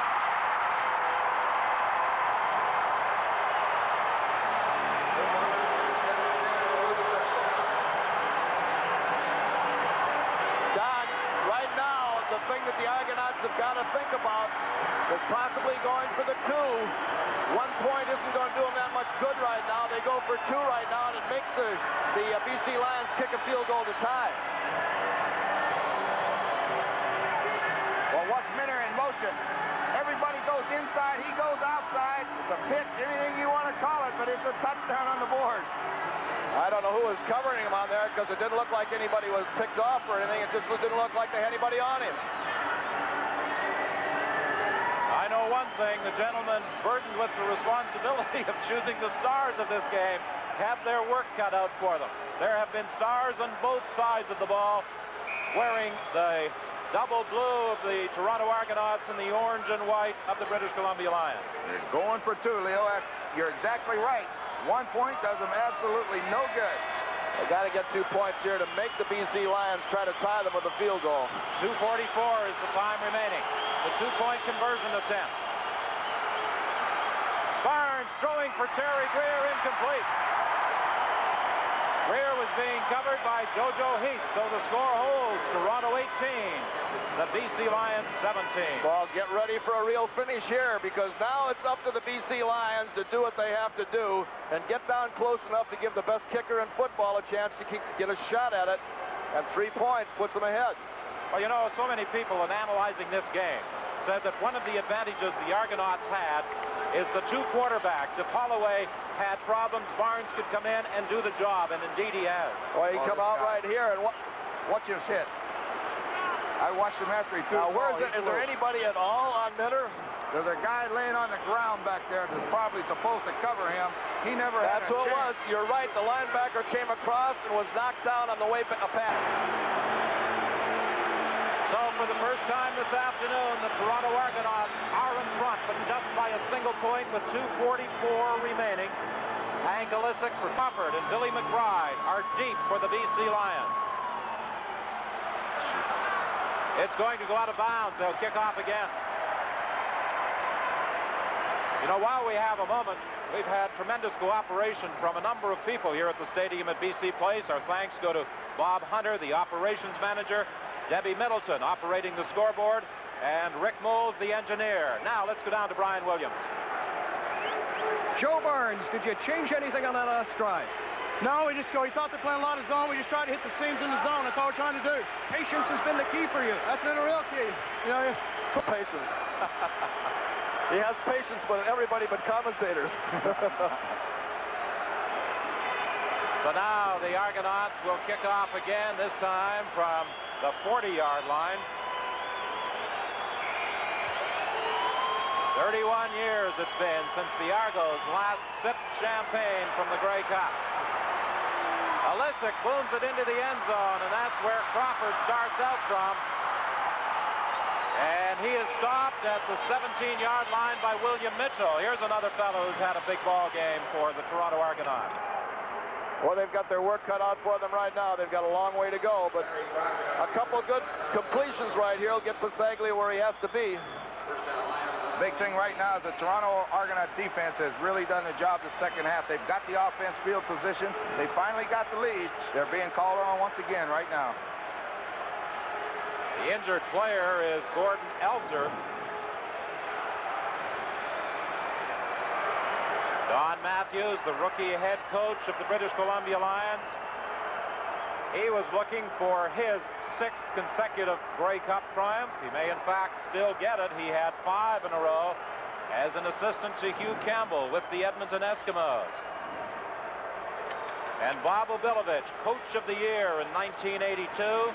He would like to cap his 1983 season with a Grey Cup triumph. He led the Argonauts to the best overall record in the Canadian Football League, 12 wins and 4 losses. The first time any team in the East has posted that fine a record. Well, I'll tell you, we said we had the 2 best football teams in the country. I think that's been proven. We knew the 2 defenses were very equal coming in. That's been proven. But the key has been Roy DeWalt so far, and especially the first half when he kept the ball away from him.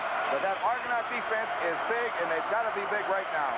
Well, they've played together as a unit about as well as any team in Canada. I think we've got the 2 best defenses in Canada on the field right now, too, Ron.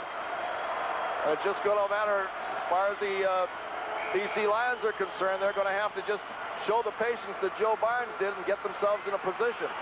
They can't try to go for it all. University of Calgary product Gordon Elser is helped off the field. 1st and 10. The Lions are at their own 18-yard line. DeWalt to Fernandez at the 30. First down. Who else? 2:30, the time remaining. You know, all afternoon, they've been able to push off with Fernandez and get the ball in there short. And that's the kind of a patience play right there that'll get them down the field. Because you know that that defensive deep back is going to be playing off that number 24. 7 catches for 129 yards for Fernandez. DeWalt dumps it off to Strong. He's hit immediately by Ken McEachran. Don Moen was putting pressure on quarterback Roy DeWalt, and Ray Strong took a hit as he tried to turn upfield from Ken McEachran. Well, Ken McEachran came to this side of the field. He was going to help out on anything coming back inside, and then he saw the throw, and he came in a hurry. Watch DeWalt get in trouble, Leo, and watch him dump the ball, and you'll see 24 come into the picture in a hurry. It looked like Strong may have gotten hurt on this play here. He's holding his knee. Should probably bring Donnie Taylor into the ball game. 2:13 is the time remaining. Toronto leading British Columbia 18-17. Don Taylor will be coming into the ball game for at least one play to replace Ray Strong. You'll see, just as he turns, there's the hit by McEachran, and that is the type of thing that does damage to the knees.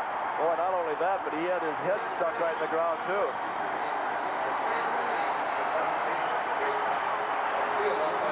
Ray Strong was a late season addition to the British Columbia Lions, one of several players that Don Matthews has been able to add to the BC roster this year out of the University of Nevada in Las Vegas. The coaching ties a couple of his assistants had to that school undoubtedly helped in the recruiting. It always does. You got to know, and when you've been there, you've seen them, and it always helps. Well, when they go off the field holding the one leg up without being able to put any pressure on it, it's a pretty good indication that they won't be back. Well, Ray Strong in this hard-hitting ball game is being helped off to the BC bench. Gord Elser of the Argonauts was shaken up earlier. Freddie Dunbar doing some taping on Elser, and it looks as though he might be ready to go back in the ball game. Now, a big second down conversion coming up. 2nd and 6. The ball at the 34.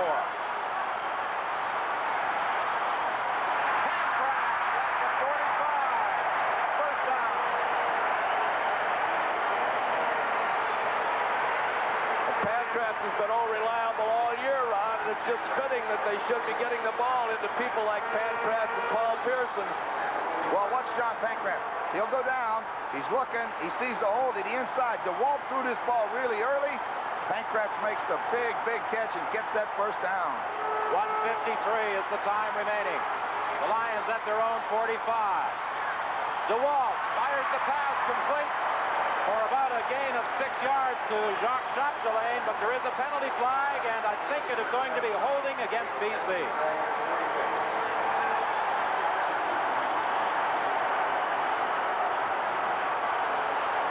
Well, the British Columbia Lions trying desperately to at least get within the field goal range, perhaps even the punting range of Lou Pasaglia, and force overtime. BC 63. First down repeated. That moves the ball back to the 35-yard line. Don Swafford guilty of the holding. A single point, of course, would tie it. We could see overtime. A field goal or a touchdown would win it for the BC Lions. 1:44 is the time remaining. Incomplete, intended for PANKRATZ again. So now it's 2nd and 20. He made the right read. That middle opened up. PANKRATZ come in there, but the ball was thrown behind him. Well, most of the pre-game prediction indicated that it would be a close, hard-fought football game, and that's exactly what it has been. It's fitting that the Grey Cup game should be a thrilling encounter, like the East and Western finals, the East and West semifinals this year. Well, the way this clock looks right now, it looks like if they don't make it on this down here, they'll have to go for it. DeWalt throwing deep for Chapdelaine. Incomplete. He was being covered by Darrell Wilson. You got to be a little bit lucky. Jacques Chapdelaine played that as well as you can, and Wilson just turned around, looked up, and threw his hands up in the air and hit the ball. Well, they got Pasaglia in there, which indicates that they're going to punt the football. The Argonauts with a first down here can wrap it up. It just slipped out of the hands of the rookie, Jacques Chapdelaine. He went to school at Sherbrooke and Simon Fraser.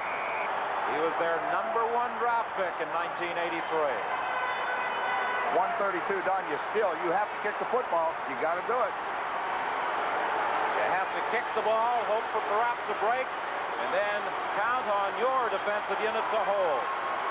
High snap. Bisaglia did a good job of hauling it down. Big kick. Braisley goes back to his own 17-yard line.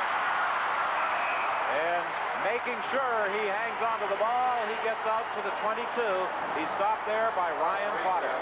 Well, they got another chance, Ron, with the 1:21 left. They've got a timeout they can call, and they could get the football back again. The Argos get a first down, though. It could be bad. Oh, they got to get the first down if you're an Argonaut fan, but I'll tell you what, are you going to throw it?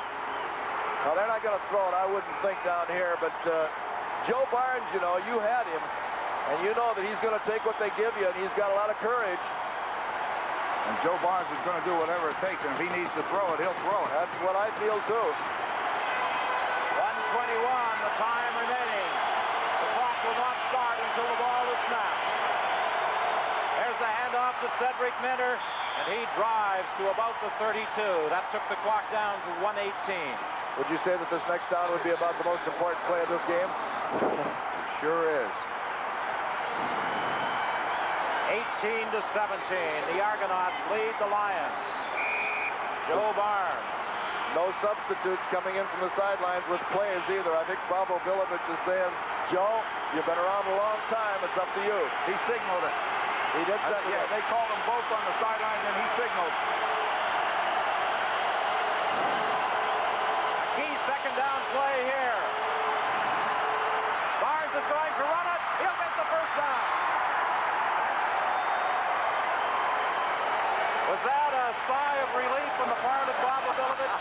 I tell you what, that Barnes isn't tough enough, is he? Watch him turn upfield on that one. I don't think there was any thought in his mind about throwing the football. I think he just ran that bootleg action. If somebody was wide open, he probably would have given off to him. But he said, I've got enough confidence in my running ability that I'll get it myself. Watch him.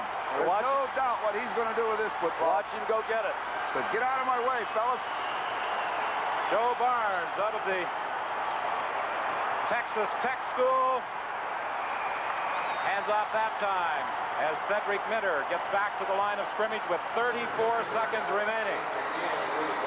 Barnes involved in the oil drilling business back in the United States. In that last play, he hit a real gusher, didn't he? Well, I'll say. Well, there's still some football to play with 34 seconds up there, but I can just imagine what the reaction in Toronto is. It's been a long time coming. If they can bring that Grey Cup back to Toronto, they'll be dancing in the streets.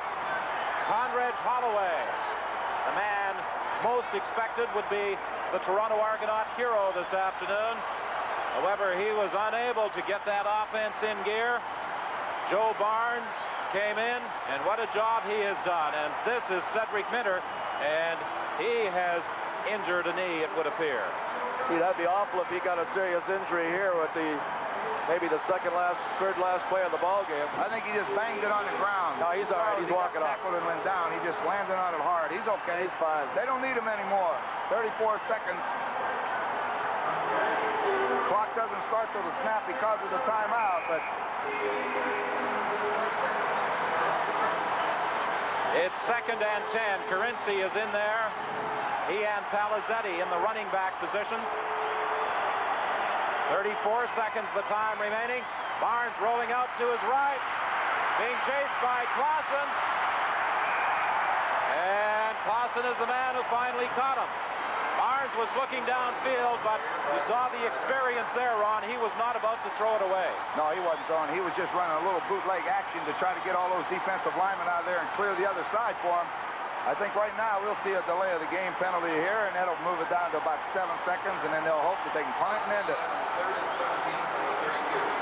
Well, you know, a play right here, if they get Bisaglia, as good an athlete as he is in the ball game as a punt returner, he can run it upfield and punt it and try to get it in there for the point.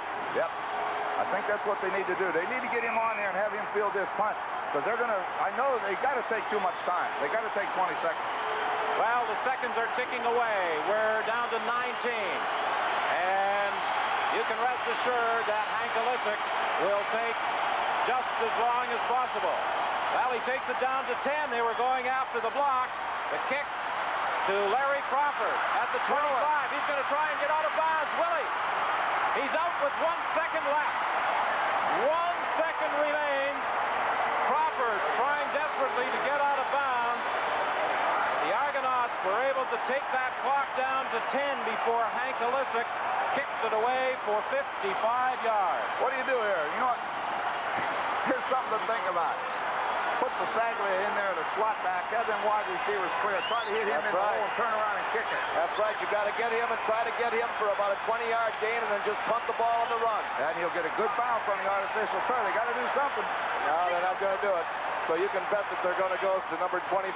This is the old Hail Mary. It's coming over here. 3 guys on one side.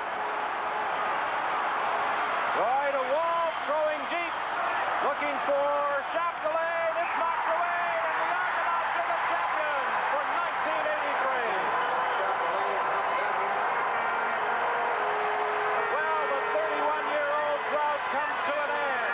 Bob Obilovich, in his second year, leading the Toronto Argonauts to a Grey Cup triumph, and the celebration, I'm sure, will be underway in Toronto momentarily. A disappointed Don Matthews.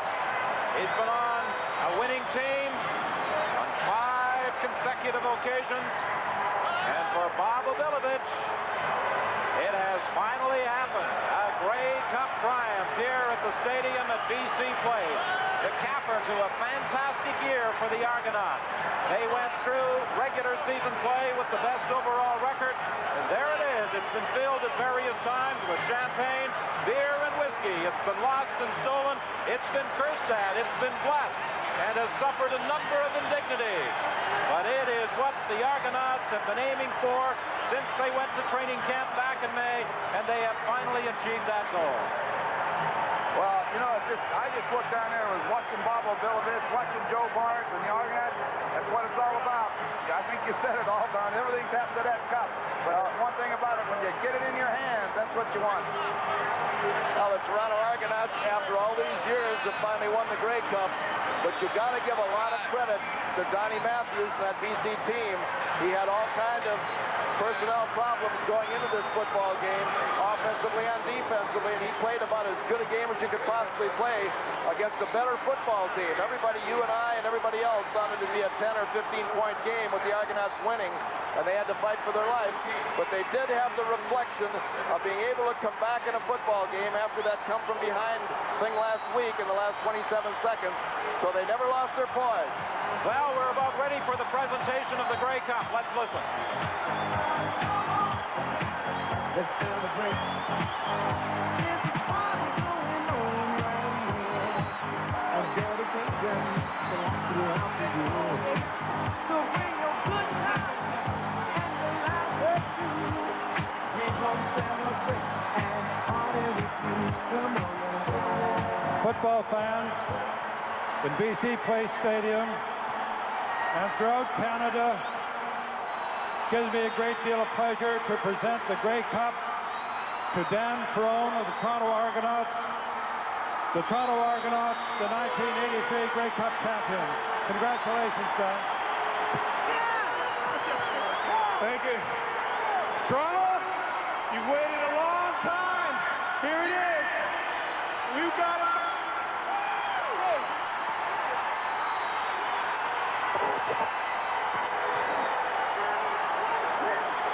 At this time, we would like to introduce to you people in the stadium and to our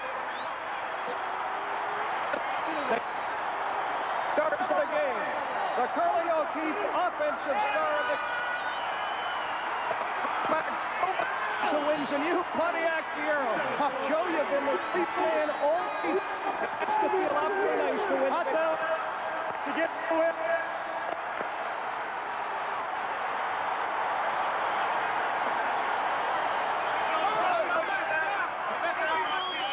All right, the Curly O'Keefe offensive player is Carl.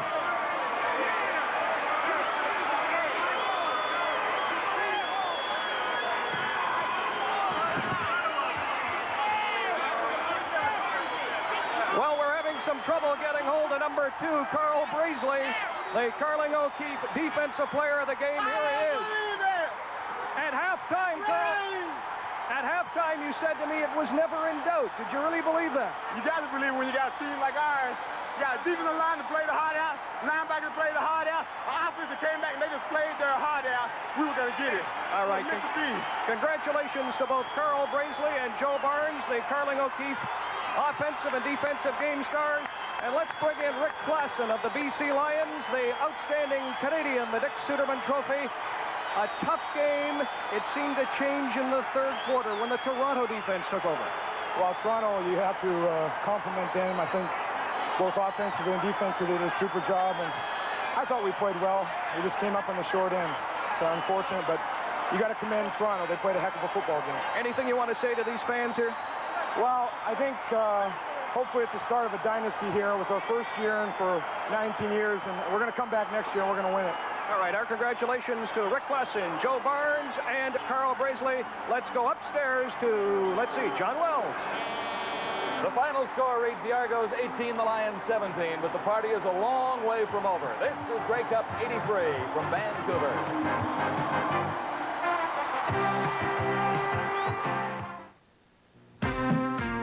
Hey, Canada, welcome to Miller time.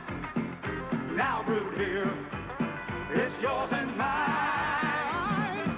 Bring your thirsty self right here, you've got the time, we've got the beer. For what you have in mind, Canada, welcome to Miller time, yours and mine. Miller High Life, now available at regular beer prices. Canada, welcome to Miller time. You take charge, people, taking charge. You know exactly what you want from your next car. Taking charge in your own way. You're taking charge with Chevrolet. Your best buy, period. Take charge, people. 84 Chevy Citation 2. Versatile front drive, small car fuel economy, big car room for cargo or a crowd. And a price that's down to earth Chevrolet. 84 Chevy Citation 2. Price the way you want to pay. You're taking charge with Chevrolet. How can a guy 5'9" have an unfair advantage over these guys? I use the Gillette Atra razor. They don't. It's got the advantage of a pivoting head. Atra is better than twin blade razors that don't pivot. See? They don't always stay in my beard, but my Atra pivots to keep both blades on my beard longer. So I get a better shave, close, comfortable. Get the Gillette Atra and get the Atra advantage. Sometimes a little advantage goes a long way. American Standard can turn a dreary space into a sensational place that bathes your world in color and caresses you with whirlpool comforts.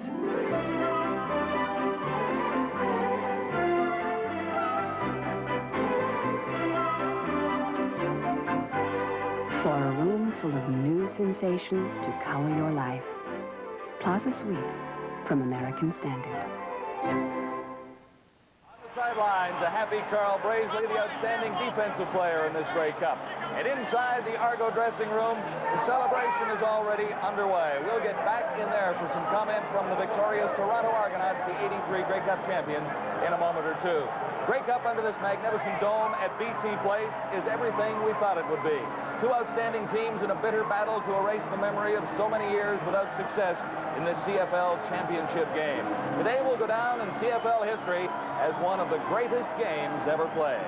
Right now, we join Pat Marsden and Don Whitman. I am exhausted. Well, I wasn't around in 1952, but you were a veteran, Pat. The last time the Argos won a Grey Cup. But this is one of the most exciting games I've ever witnessed. It was a tremendous football game, and I'm so happy for a great city like Toronto that has waited so long to be able to have the kind of celebration they're going to have. And you know what was nice about this game, Don? Nobody lost the game. In other words, it wasn't somebody fumbling the ball in the end zone.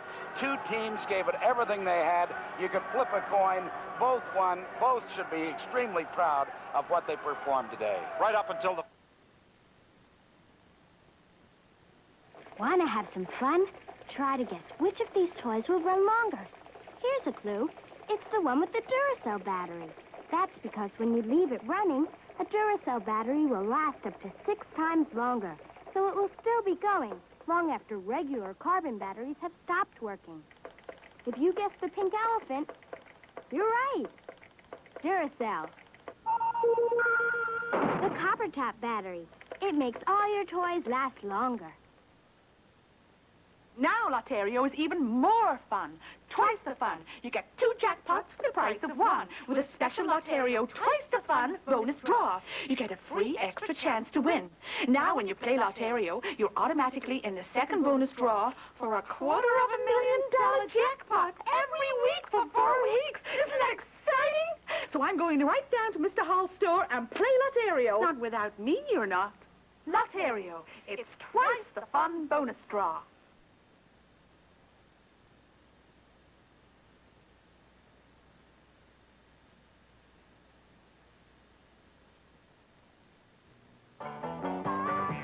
When man invented the wheel, he soon realized that wheels have an enemy.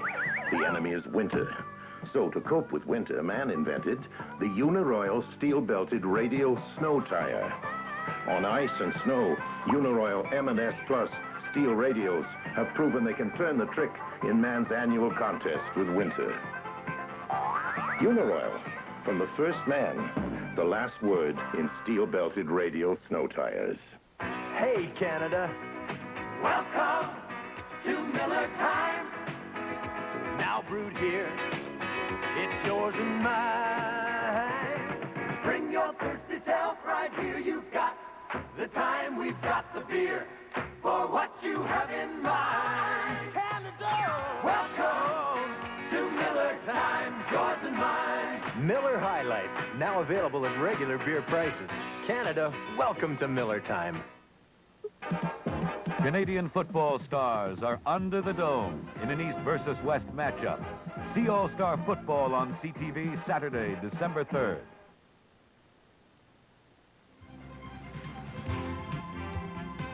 The 1983 Grey Cup, emblematic of Canadian football supremacy, is now in the history books.